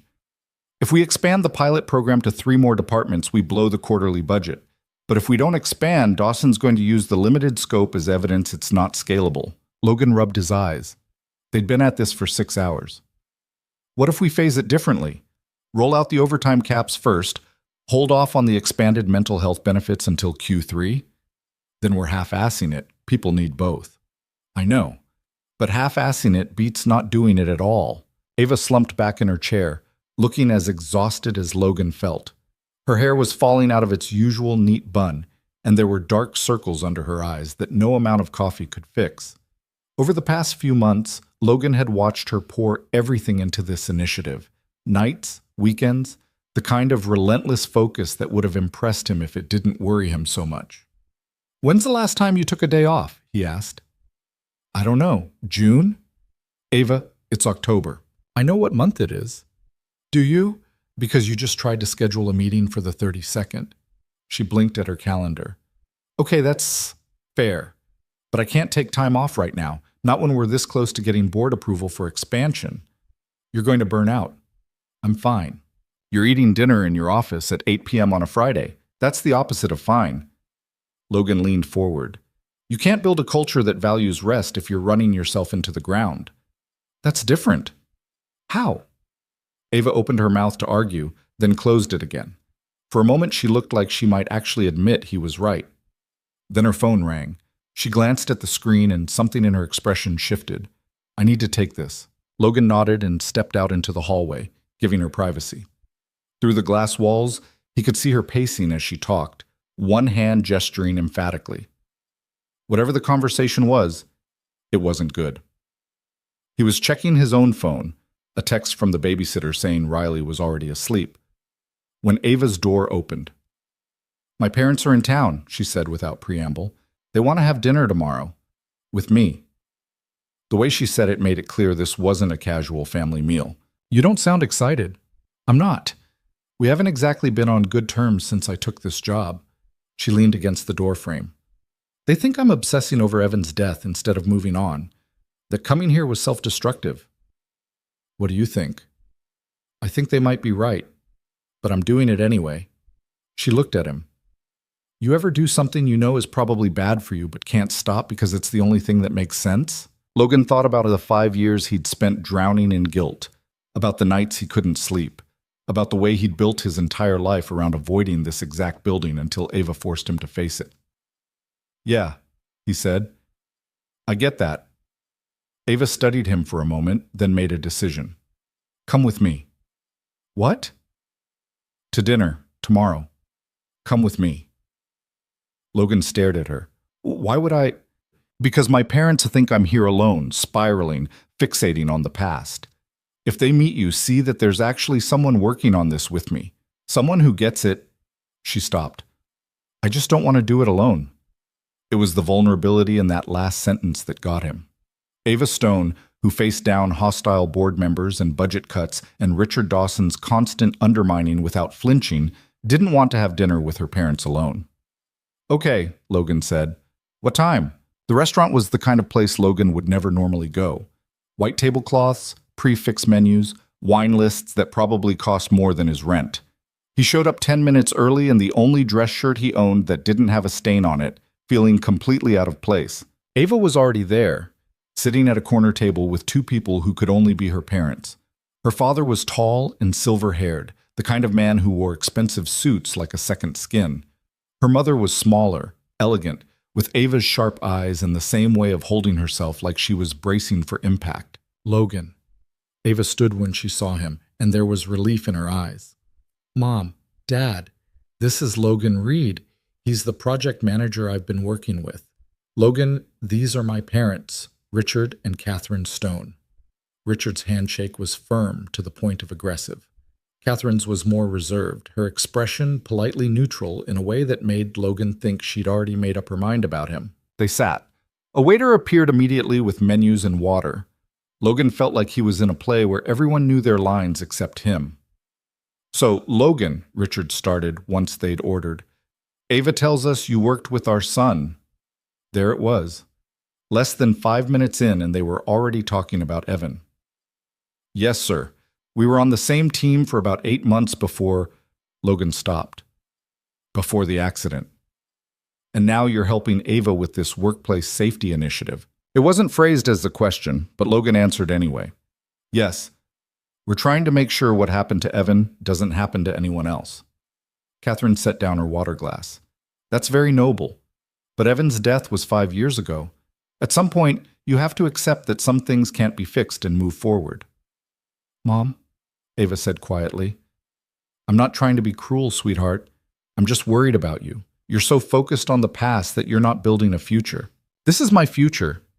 This work matters. Does it? Or is it just a way to avoid dealing with your grief?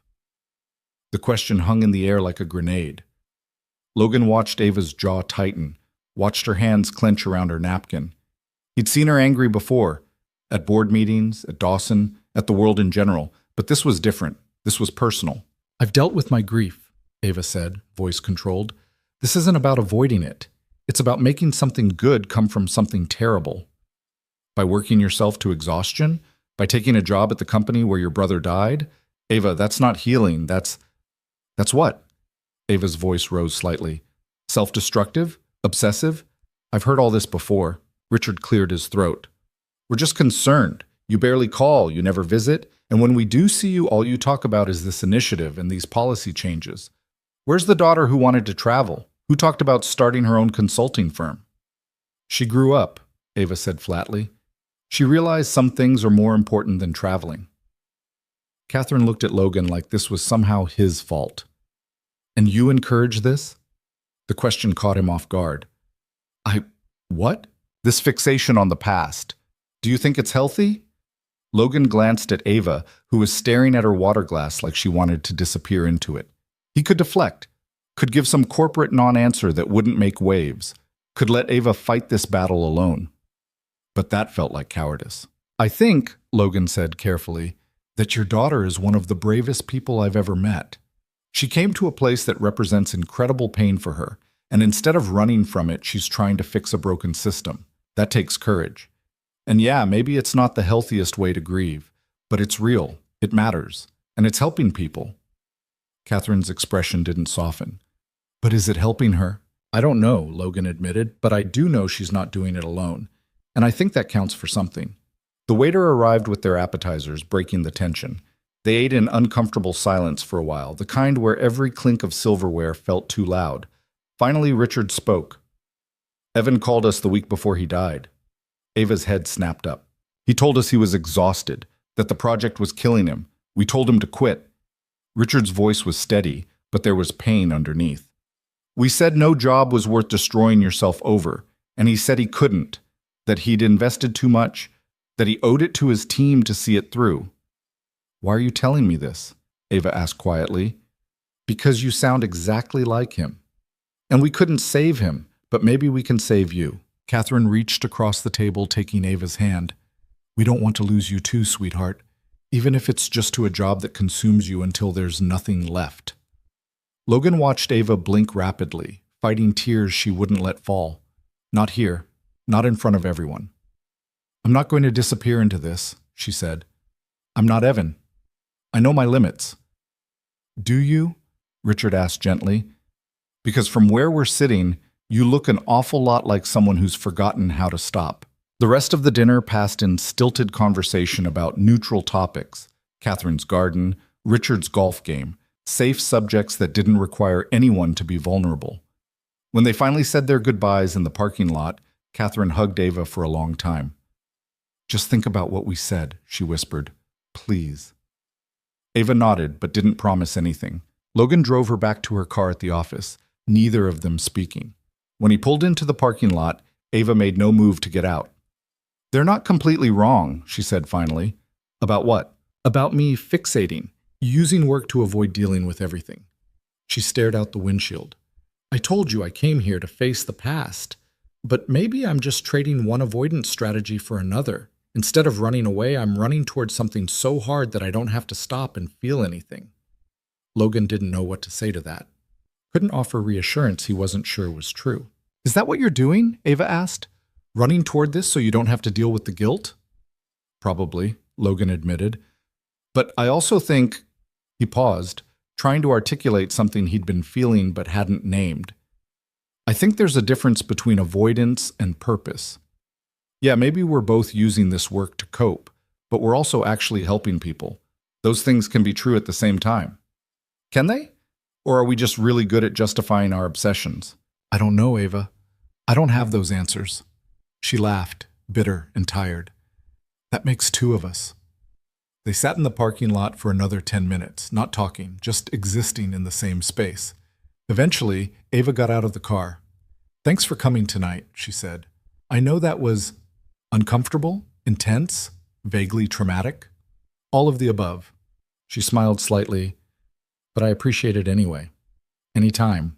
Logan watched her walk to her car, watched her sit behind the wheel for a long moment before starting the engine. He wondered if she was going home or back to the office, wondered if she'd take her parents' advice or keep pushing forward until something broke. He wondered the same thing about himself. The following Monday, Logan walked into the office to find Ava waiting by his desk with 2 coffees and an expression that meant she'd made a decision. "We need to talk," she said. That was never a good way to start a conversation. They found an empty conference room. Ava set the coffees down and paced for a moment before speaking. "I've been thinking about what my parents said, about what you said, about all of it." She stopped pacing. "And I think they're right. I am fixating. I am using this work to avoid dealing with my grief. But here's the thing. I don't know how to stop." "Okay. And I don't think I should. Not completely. Because this work matters, Logan. It's actually changing things. But," she took a breath, "but I think I need to change how I'm doing it. Need to actually practice what we're preaching about boundaries and rest and not burning yourself out." "What are you saying?" "I'm saying I want to implement a rule. For both of us. No working past 7 p.m. unless it's a genuine emergency. No weekends in the office unless absolutely necessary. And we take our vacation days. Actually take them, not just let them pile up and expire." Logan raised an eyebrow. "You're proposing we follow our own policies? Revolutionary, I know. Ava, you were here until 9 last Friday." "I know, which is why I need someone to hold me accountable, and I'll do the same for you." She looked at him directly. "Deal." Logan thought about Riley, about the bedtime stories he'd missed, about the school events he'd shown up late to because work had swallowed his time. Thought about the fact that he'd been doing exactly what they'd been fighting against, prioritizing work over everything else. "Deal," he said, "but I'm warning you, I'm going to be obnoxious about enforcing this." "Good. That's the point." They shook on it, and something in the gesture felt significant, not just an agreement about work hours, but a commitment to actually taking care of themselves, to modeling the culture they were trying to build. It was harder than either of them expected. The first week, Logan had to physically remove Ava from her office at 7:15 when she insisted she just needed 10 more minutes. The second week, Ava called him at 6:50 p.m. to remind him he was still at his desk and Riley's school had an art show at 7. He'd completely forgotten. He made it to the art show with 5 minutes to spare, found Riley standing in front of her display, a series of paintings about dinosaurs in space, looking slightly sad until she saw him. Then her whole face lit up. "Daddy, you came!" "Of course I came, Bug. Wouldn't miss it." It was a small lie. He'd almost missed it, but he was here now, and that had to count for something. They walked through the gallery together, Riley explaining each piece with the earnest enthusiasm of a 7-year-old artist. Other parents chatted in clusters, their lives seemingly so much simpler than Logan's felt. But maybe everyone had their own complications. Maybe everyone was just pretending they had it all figured out. "That's a good painting," a voice said behind them. Logan turned to find another parent, a woman about his age with a friendly smile. "Thanks. She worked really hard on it." "I'm Jennifer, by the way. My son Mason is in Riley's class." "Oh, the paste-eating kid," Jennifer laughed. "That's the one. He's moved on to crayons now. We're making progress." They talked for a few minutes about school and art projects and the universal struggles of single parenting. It was normal, easy. The kind of conversation Logan hadn't had in months because he'd been so consumed by work that he'd forgotten how to be a regular person. When they finally left, Riley held his hand the whole way to the car. "I'm glad you came," she said. "Some kids' parents didn't show up, and they looked really sad." Logan's chest tightened. "I'll always show up for you, Bug. I promise." It was a promise he intended to keep. The next few weeks fell into a new rhythm. Logan and Ava held each other accountable, forcing each other to leave at reasonable hours, to take lunch breaks, to actually disconnect on weekends. It felt strange at first, almost wrong, like they were slacking off. But gradually, it started to feel normal, and the work didn't suffer. If anything, they were both sharper, more focused, better able to handle the constant pushback from people like Dawson, who still thought treating employees like humans was a radical concept. The initiative was expanding, slowly, carefully, but genuinely expanding. 2 more departments had adopted the new policies. Injury reports were down across the board. Turnover had dropped for the 3rd consecutive quarter. The numbers didn't lie. But it was the stories that mattered most to Logan. The engineer who told him she'd actually slept through the night for the first time in years. The project manager who made it to his kid's soccer game. The designer who'd been on the verge of quitting but decided to stay because finally, the company seemed to give a damn. Those moments made the fights worth it, made the late nights and hostile meetings, and Richard Dawson's constant undermining feel bearable. One afternoon in November, Logan was working at his desk when Ava appeared with an unusual expression, something between nervous and determined. "I did something," she said. "Should I be worried?" "Maybe. I nominated you for the Engineering Excellence Award." Logan blinked. "You what?" "The award for outstanding contribution to workplace culture. It's a big deal. Comes with a bonus and recognition at the annual gala and—" She waved her hand. "All that corporate stuff. But you deserve it. You've been the driving force behind these changes. Ava, you've been leading this from the beginning. I've been the loud one. You've been the one doing the actual work. Talking to people, gathering data, making sure this wasn't just talk." She crossed her arms. "You earned this." Logan didn't know what to say. Recognition had never been the point. He'd been doing this to fix something broken, to honor Evan's memory, to maybe start forgiving himself. The idea that anyone thought he deserved an award for it felt wrong. "I don't want an award for this," he said. "Too bad. I already submitted the nomination, and between you and me, you're going to win." "Ava," Logan. Her voice softened. "Let yourself have this. You've spent 5 years punishing yourself for something that wasn't entirely your fault. Let yourself be recognized for something good." He wanted to argue, wanted to explain that recognition felt like acceptance, and accepting praise for fixing something he'd helped break felt like a betrayal of Evan's memory. But maybe that was the grief talking. Maybe he was allowed to feel guilty about the past and proud of the present simultaneously. Maybe both things could be true. "Okay," he said finally, "but if I win, you're coming to the gala with me. I'm not suffering through a corporate awards ceremony alone." "Deal." 2 weeks later, Logan got the email. He'd won. The gala was in 3 weeks, black tie, at some hotel downtown that probably charged $50 for a glass of water. Logan didn't own a tuxedo, didn't know how to tie a bow tie, hadn't been to a formal event since his wedding, which had ended in divorce before the marriage was a year old. He was dreading it. Riley, on the other hand, thought it was the most exciting thing that had ever happened. "You're going to be on a stage?" she asked, bouncing in her seat at dinner. "Like a movie star?" "Not exactly, Bug. It's just a work thing. But you're getting an award. That means you're famous now." "That's definitely not what it means." But Riley was undeterred. She insisted on helping him pick out a tuxedo, which mostly meant pointing at the shiniest options while Logan tried to find something that didn't make him look like he was playing dress-up. They settled on something simple. Black, classic, hopefully not too embarrassing. The sales associate taught Logan how to tie a bow tie using a YouTube video, and he practiced until his fingers remembered the movements. The night of the gala, Logan dropped Riley off at Marcus's house. Marcus's wife had volunteered to watch her, along with their own kids, and drove downtown with his stomach in knots. Ava was waiting outside the hotel in a dark blue dress that looked expensive and elegant and completely unlike the business attire Logan was used to seeing her in. For a moment, he forgot how to form words. "You clean up okay?" she said with a slight smile. "You too. I mean, you look—" Logan stopped before he could embarrass himself further. "Should we go in?" The ballroom was massive, filled with round tables and chandeliers and people in formal wear who all seemed to know each other. Logan felt completely out of place until Ava linked her arm through his. "Relax," she murmured. "It's just a bunch of engineering nerds in fancy clothes." That helped, slightly. They found their table, mercifully far from Richard Dawson, and sat through dinner and speeches and all the corporate pageantry that came with these events. When they finally got to the awards portion, Logan's palms were sweating. His category was third. When they called his name, the applause seemed distant, like it was happening to someone else. He walked to the stage on autopilot, accepted the plaque from someone whose name he immediately forgot, and stood at the microphone with absolutely no idea what to say.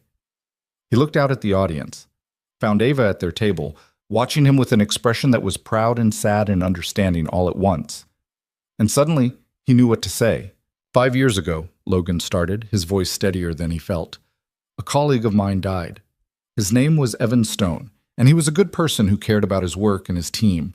He died because we built a culture that valued productivity over people, that treated exhaustion as dedication and burnout as weakness. The room was silent. I spent 5 years carrying guilt for that, wishing I'd done more, said more, fought harder, and then someone gave me a second chance, a chance to take that guilt and turn it into something useful, to build a culture where people like Evan don't have to choose between their jobs and their well-being. He held up the plaque. This award isn't mine. It belongs to every person who's ever felt like they had to say yes when they needed to say no. Every person who pushed through exhaustion because they thought that's what being professional meant. Every person we lost along the way because we didn't protect them the way we should have. Logan looked directly at Ava. So I accept this on behalf of Evan Stone, and I promise to keep fighting to make sure his death wasn't meaningless. He walked off the stage to applause that felt more real this time, more honest. When he got back to the table, Ava was crying, actually crying, tears running down her face that she didn't bother to hide.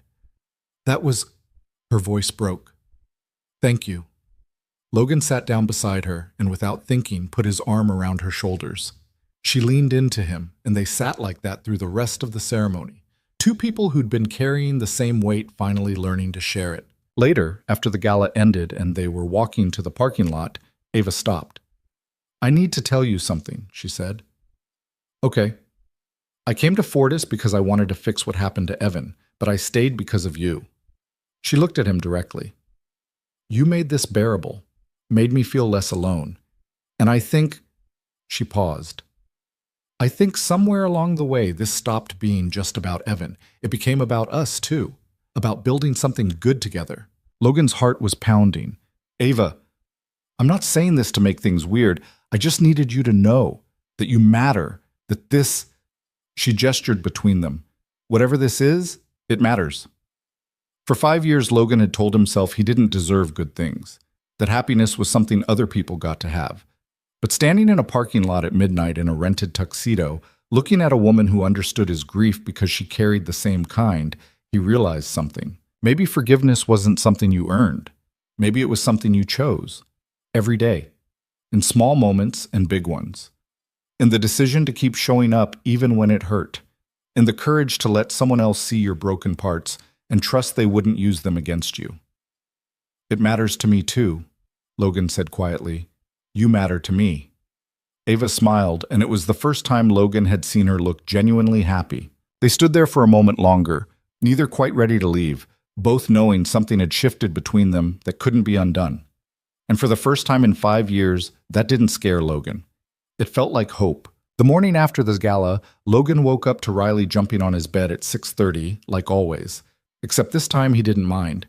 He felt lighter somehow, like he'd been carrying a weight for so long that he'd forgotten what it felt like to stand up straight. Daddy, you're smiling, Riley observed, bouncing hard enough to make the mattress creak. You never smile when I wake you up. Maybe I'm in a good mood. Because of the award? Something like that. Riley grinned. I told everyone at school my dad is famous now. Mason was super jealous.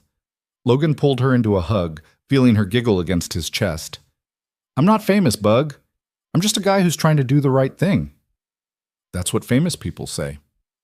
Over breakfast, scrambled eggs that were slightly burned because Logan was distracted, his phone buzzed with a text from Ava. Coffee later? Need to talk about something. His stomach did a complicated flip. After last night's parking lot conversation, things between them had shifted into territory neither of them had mapped out. He texted back a quick, yeah, usual place at 10, and tried not to overthink it. After dropping Riley at school, Logan drove to the coffee shop they'd claimed as their unofficial headquarters for conversations too honest for the office. Ava was already there, wearing jeans and a sweater instead of her usual work clothes. It was Saturday. They weren't supposed to be thinking about work, but some conversations couldn't wait for Monday. Hey, she said when he slid into the seat across from her. Hey. They sat in awkward silence for a moment, both holding coffee cups like shields. So, Ava started, then stopped. Started again. Last night I said some things. You did, and I meant them, but I've been thinking, and I need to be honest about something else too. She took a breath. I don't know how to do this. She gestured vaguely between them. Whatever this is becoming, I've spent 5 years avoiding anything that felt like moving on because moving on felt like forgetting Evan. And being with you, it's the first time I felt like those things aren't mutually exclusive. Logan's heart was doing something complicated in his chest. I don't know how to do this either. I've got a 7-year-old who comes first, always. I've got guilt that probably isn't going anywhere anytime soon. And I've never been great at relationships even when my life wasn't a mess. So we're both disasters. Pretty much. Ava smiled slightly. Then maybe we can be disasters together, slowly, without expectations or timelines or any of that pressure. I can do slow, Logan said. Slow is good. Yeah? Yeah. They sat there grinning at each other like idiots until the barista gave them a weird look. The next few months were an exercise in figuring out what slow actually meant. They didn't tell anyone at work, not because it was a secret, but because they both needed to figure out what they were doing before facing everyone else's opinions about it. They had coffee dates that sometimes turned into dinners. They texted stupid jokes in the middle of the day. They learned each other's rhythms in a way that felt easy despite all the complicated history between them. Riley met Ava 3 weeks later, completely by accident. Logan had promised to take Riley to the Science Museum, and Ava had mentioned she was going to the same place to see an engineering exhibit. They ran into each other by the dinosaur skeletons, and before Logan could figure out how to explain who Ava was, Riley had already launched into an enthusiastic explanation of why velociraptors were superior to T-Rexes. Ava listened with genuine interest, asked smart questions, and didn't talk down to her. By the time they left 2 hours later, Riley had decided Ava was pretty cool for a grown-up. Your daughter is hilarious, Ava said later when Riley was out of earshot, examining a display about black holes. She's something, Logan agreed. She liked you, by the way, in case that wasn't obvious. The feeling's mutual. That night, after putting Riley to bed, Logan sat in his kitchen and let himself feel something he hadn't felt in years. Hope that maybe he could have more than just survival. That maybe he deserved happiness alongside the guilt. That maybe the two could coexist without one canceling out the other. At work, the initiative continued expanding. By February, 6 departments had adopted the new policies. The data was undeniable. Better retention, fewer injuries, higher productivity, improved morale. Even Richard Dawson had stopped openly opposing them, though Logan suspected that had more to do with the board's support than any actual change of heart. But the real victory came in small moments. The engineer who told Logan she'd started painting again because she finally had evenings free. The project manager who made it to his daughter's school play. The designer who'd been on the verge of a breakdown and was now actually enjoying her work again. Those were the wins that mattered. One afternoon in March, Logan was in a meeting with Ava and the implementation team when his phone rang. Riley's school. His stomach dropped. They only called during the day if something was wrong. I need to take this, he said, stepping into the hallway. Mr. Reed? The school nurse's voice was calm, which helped.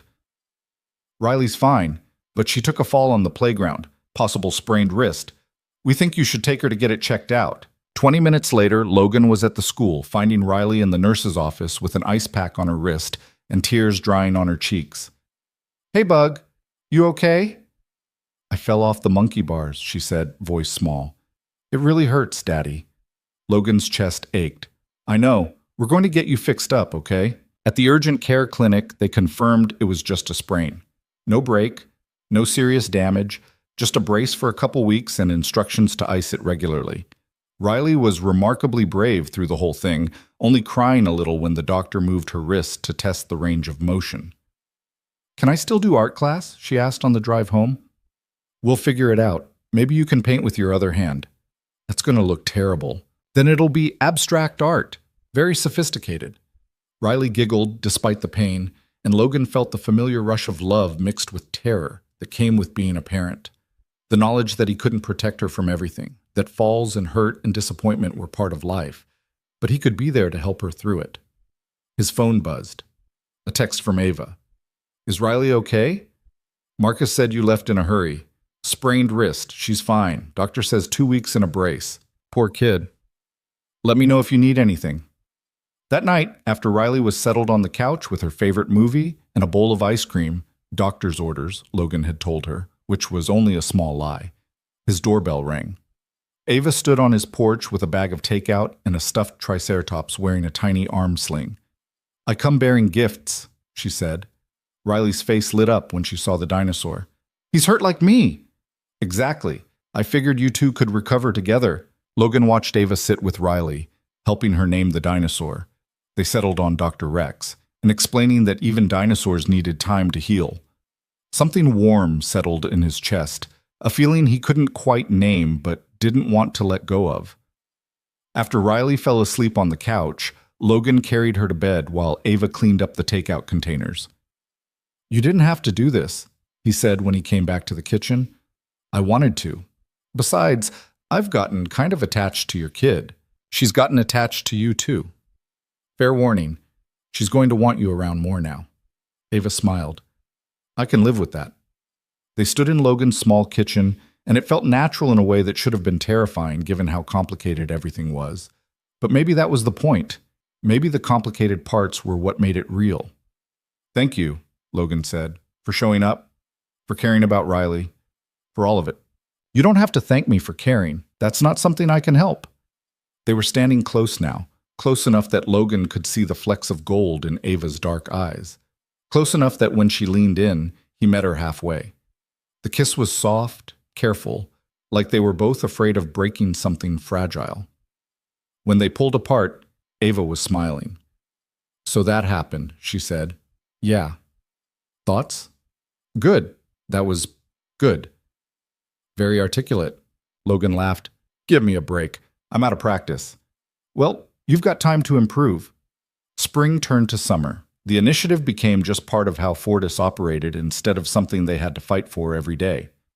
Richard Dawson retired, voluntarily, though Ava's pointed comments at board meetings about toxic leadership probably helped speed the decision. The company hired a new CFO who actually believed that treating people well was good business. Riley's wrist healed. She went back to climbing everything in sight, giving Logan approximately 1,000 new reasons to worry. But she was happy, healthy, and had taken to asking when Miss Ava was coming over with an enthusiasm that was both endearing and slightly embarrassing. In June, Ava's parents came to visit again. This time, dinner was at Logan's house, nowhere fancy, just burgers on the grill and Riley showing off her latest dinosaur drawings. Catherine and Richard were different this time, warmer, like they'd finally accepted that Ava was okay, that she'd found a way to honor Evan's memory without destroying herself in the process. "You're good for her," Catherine told Logan while they were cleaning up in the kitchen. "She's lighter now, more herself." "She's good for me too," Logan said honestly. Richard cornered him later on the back porch while Ava and Riley were examining something in the yard. A caterpillar, probably, given Riley's excitement. "I owe you an apology," Richard said. "At that first dinner, I blamed you for encouraging Ava's fixation on the past. I was wrong. You helped her find a way forward." "We helped each other," Logan said. "That's how it works." Richard nodded, then extended his hand. "Take care of my daughter." "I intend to." They shook on it, and Logan felt like he'd passed some kind of test he hadn't known he was taking. One evening in late July, Logan and Ava sat on his back porch after Riley had gone to bed, watching fireflies drift across the yard.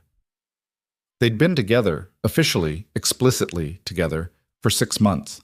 It felt both longer and shorter than that. Longer because of everything they'd been through to get here. Shorter because Logan still sometimes woke up surprised that this was his life now. "I've been thinking," Ava said, her head resting on Logan's shoulder, "about what we've built at Fortis, about Evan." "Yeah?" "I think we did it. Not perfectly, not completely, but enough that things are genuinely different. People are safer, happier, and I think—" her voice caught slightly. "I think Evan would have liked what we created." Logan squeezed her hand. "I think so too. But I've also been thinking about what comes next. For me, I mean." She sat up to look at him. "I got a job offer, CEO position at a tech startup in Boston. They want someone to help them build a healthy workplace culture from the ground up." Logan's stomach dropped. "Boston. I know, it's far, and I don't want to leave you and Riley, but it's also—" She paused. "It's a chance to take what we learned and apply it somewhere new, to prove this wasn't just a fluke." "What do you want to do?" "I want to take the job, but I also want this." She gestured between them. "And I don't know how to have both." Logan was quiet for a moment, processing. Boston was a 6-hour drive, too far for casual visits, but also not impossible. People made long-distance work all the time, didn't they? What if, he said slowly, we tried to make both work? You take the job. I stay here with Riley, and we figure out the distance thing. Visits on weekends, video calls during the week. It'll be hard, but he looked at her. I don't want you to give up an opportunity because of me. And I don't think that's what we're supposed to be to each other. We're supposed to help each other grow, not hold each other back. Ava's eyes were bright. You'd be okay with that? I'd be sad. I'd miss you constantly. But yeah, I'd be okay with it. He took her hand. Because I believe in what you're building, and I believe in us enough to think we can handle a few 100 miles. She kissed him then, fierce and grateful and a little desperate. When they broke apart, she was crying. I love you, she said. I should have said that before, but I was scared, but I do. I love you. Logan felt something in his chest crack open, something that had been sealed shut for 5 years. I love you too, even though you're moving to Boston and breaking my heart a little. Only a little? Okay, a lot, but I'll survive. They sat there holding each other as the fireflies danced and the summer night wrapped around them. It wasn't perfect, it wasn't easy, but it was real, and it was theirs, and that was enough. Ava left for Boston in August. The goodbye at the airport was harder than Logan expected, Riley crying openly and making Ava promise to visit soon. Logan held it together until Riley fell asleep in the car on the way home, and then he pulled over and let himself cry too. Not because he was losing Ava, he wasn't, not really, but because change was hard even when it was the right thing. But they made it work. Ava flew back once a month. Logan and Riley visited Boston twice, staying in Ava's tiny apartment and exploring the city. They video called most nights, Riley showing Ava her latest drawings while Logan caught her up on the ongoing battles at Fortis. The distance was hard, but it was also manageable. And knowing they were both pursuing things that mattered made the separation feel purposeful instead of pointless. At work, Logan took on more responsibility, leading the expansion of the initiative into other divisions. He trained new managers on the policies, fought the same fights with different executives, and slowly, steadily changed the culture from the inside out. It wasn't dramatic, it wasn't perfect, but it was progress. One September afternoon, almost exactly 6 years after Evan's death, Logan found himself standing in a conference room with Sarah Chen and Marcus and a dozen other managers who'd been part of the original pilot program. We're presenting to the board next week, Logan said.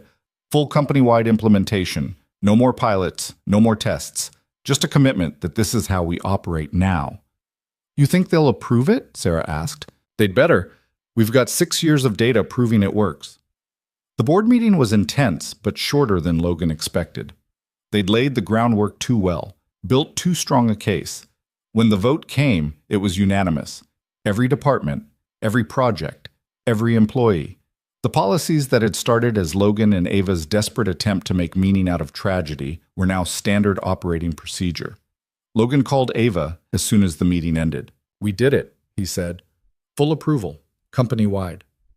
Logan, that's incredible. He could hear the smile in her voice. Evan would be so proud. Yeah, I think he would. That night, Logan took Riley to dinner at her favorite restaurant, the one with the dinosaur decorations and terrible pizza that she loved. Over pepperoni that was slightly burned and soda that was mostly ice, he tried to explain what the day had meant. You know how sometimes people make mistakes? He started. Riley nodded, chewing thoughtfully. Well, a long time ago, I made a mistake at work. I let someone work too hard and they got hurt, and for a really long time I felt terrible about it. The person who died, Riley said, surprising him. Logan blinked. How did you... I heard you talking to Miss Ava once.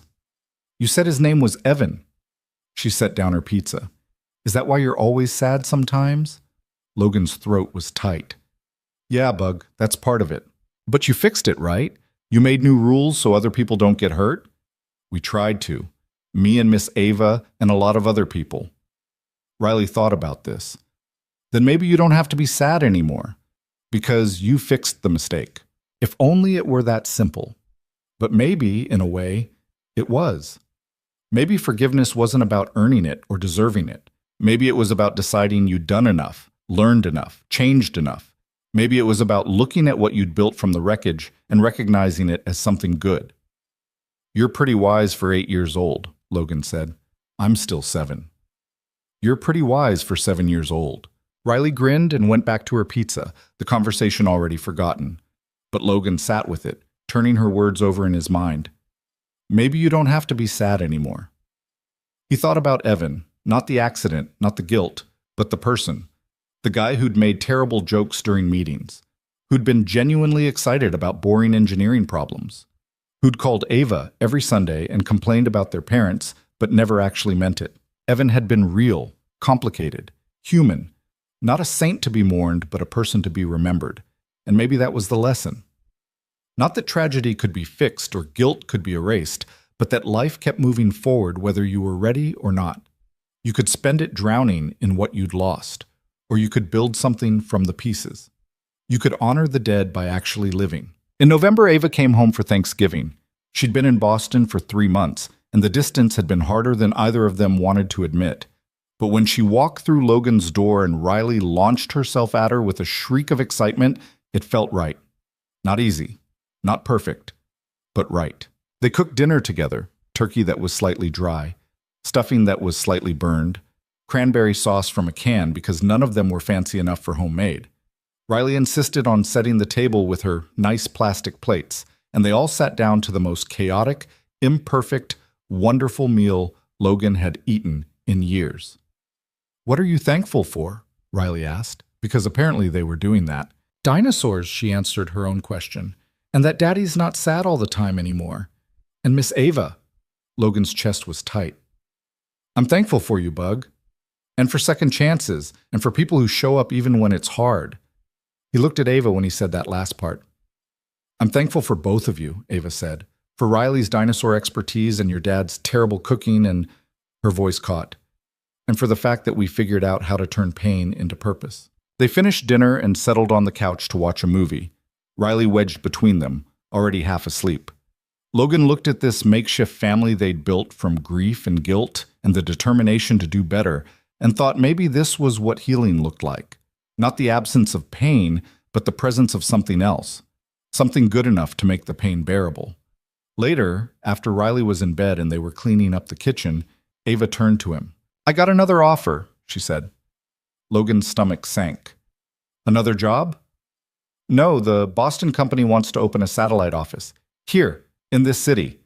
She set down the dish she was washing. "They asked if I'd be willing to run both, split my time, spend half the month here, half there." I know it's still not perfect, but it's better than 6 hours away. And I miss you. I miss Riley. I miss this." She gestured at the kitchen, at the life they'd been building. "If you're okay with it, I want to come home." Logan pulled her into a hug, and she pressed her face into his shoulder. "I'm more than okay with it." "Yeah?" "Yeah." 6 months later, Ava moved back. Not into Logan's house. They weren't ready for that yet, and Riley needed stability before they made that kind of change.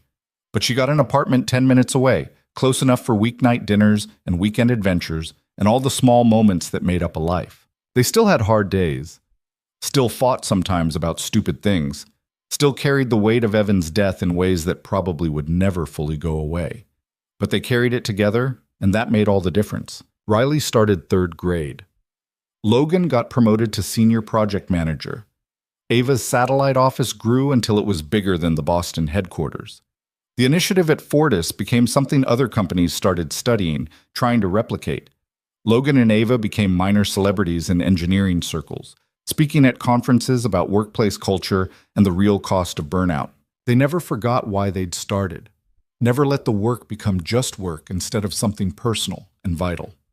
Every policy they wrote, every training they conducted, every conversation they had with managers who thought caring about employees was weak, it was all in service of making sure no one else had to get that phone call at 3 a.m. One spring evening, 7 years after Evan's death and 2 years after Ava had moved back, Logan found himself standing in a cemetery he'd avoided for too long. Ava stood beside him, holding his hand, both of them looking at a headstone that read Evan Stone, beloved son and brother. "I should have come here before," Logan said. "You're here now." I didn't know what to say to him. Do you now? Logan thought about it. About the years of guilt and grief and slowly learning to live again. About Riley and Ava and the family they'd built from the wreckage. About the hundreds of people whose lives were different because they'd refused to let Evan's death be meaningless. Yeah, he said. I think I do. He crouched down by the headstone, Ava's hand still in his. Hey, Evan, I don't know if you can hear this, but I'm sorry. For not protecting you, for not fighting harder, for every decision that put you in that car that night. His voice was steady. But I also want you to know that we didn't let it end there. Your sister, she's amazing, by the way, in case you didn't know. She came back and she fought, and she made sure your death changed things. We both did. Logan paused, gathering his thoughts. I know that doesn't bring you back. I know it doesn't fix anything. But I hope... His voice broke slightly. I hope wherever you are, you're proud of what we built. Because we built it for you, and for everyone else who deserves to come home safe at the end of the day. Ava knelt beside him, her own tears falling freely now. I miss you, she said to her brother's grave, every day. But I'm okay now. We both are. And I think you'd like who I've become, who we've all become. They stayed there for a while, the setting sun painting the sky in shades of gold and pink. Eventually they stood, brushed off their knees, and walked back to the car hand in hand. Thank you, Ava said, for coming here with me. Always. That night, after dropping Ava at her apartment with a kiss that promised tomorrow and all the tomorrows after that, Logan went home to find Riley still awake, reading in bed with a flashlight. Bug, it's past your bedtime. I know, but this book is really good. She looked up at him. Where'd you go? I went to visit someone. Someone I should have visited a long time ago. The person who died? Yeah. Riley set down her book. Did it help? Logan sat on the edge of her bed, this kid who'd grown up watching him grieve and somehow turned out okay anyway. This kid who'd taught him that healing wasn't about forgetting, but about learning to carry the weight differently. Yeah, he said. It did. Good. Riley yawned. Can Miss Ava come over for breakfast tomorrow? I'll ask her. Okay, love you, Daddy. Love you too, Bug. Logan turned off her light and stood in the doorway, watching her settle into sleep. His life wasn't perfect. It was messy and complicated and still carried the shadow of loss. But it was also full of love and second chances and the hard-won knowledge that you could survive the worst thing you'd ever done and still build something good. He thought about the journey that had brought him here, from that first terrible phone call to the empty office where Ava had finally cornered him, to the board meetings and late-night conversations and slowly learning to forgive himself. He thought about Evan, about the person he'd been and the legacy he'd left behind, and he realized something that felt true in a way few things did. The people we lose don't stay lost if we let them change us for the better. They live on in the choices we make, in the lives we touch, in the determination to make sure their deaths meant something. Evan Stone had died 7 years ago, but he'd also sparked a movement that had saved countless others, had brought together two people who'd been drowning in guilt and given them a reason to keep swimming, had created a legacy of care and purpose that would outlive all of them. That wasn't nothing, that was everything. Logan closed Riley's door quietly and walked to his own room. Tomorrow, Ava would come over for breakfast. They'd make pancakes that would probably burn. Riley would chatter about her latest dinosaur obsession. They'd go to the park or the museum or nowhere at all. They'd live their small, imperfect, beautiful life. And somewhere, maybe, Evan would be watching, would see what they'd built from the wreckage of that terrible night, would see that his life had mattered, that his death hadn't been the end of the story, but the beginning of something new. Logan hoped so. He really hoped so. Because in the end, that was what this had all been about. Not fixing the past. You couldn't do that. Not erasing guilt. That stayed with you whether you wanted it to or not. But finding a way to live forward. To take the broken pieces and build something worth having. To honor the dead by actually living. And Logan Reed, single father, engineer, man who'd spent 5 years convinced he was irredeemable, had finally learned how to do that. It had taken him a long time, had cost him more than he'd wanted to pay. But standing in his small house with his sleeping daughter down the hall and the woman he loved just 10 minutes away, with a career built on making sure no one else had to lose someone the way he'd lost Evan, Logan could honestly say it had been worth it. Every painful step, every hard conversation, every moment he'd wanted to give up but kept going anyway. All of it had led him here. To this life he'd never expected but couldn't imagine living without. And maybe that was the real lesson. Not that tragedy makes us stronger, that's a lie people tell to make pain more bearable, but that we're capable of more than we think, that we can survive the unsurvivable and still find reasons to smile, that love and purpose and the stubborn refusal to let the worst thing that ever happened define us can carry us through almost anything. Logan turned off his light and climbed into bed, exhausted but content. Tomorrow would bring its own challenges. There would be more fights at work, more moments of grief, more complicated conversations about how to balance love and career and the ghosts that never quite left. But he'd face them. Not alone. Not anymore. And that made all the difference.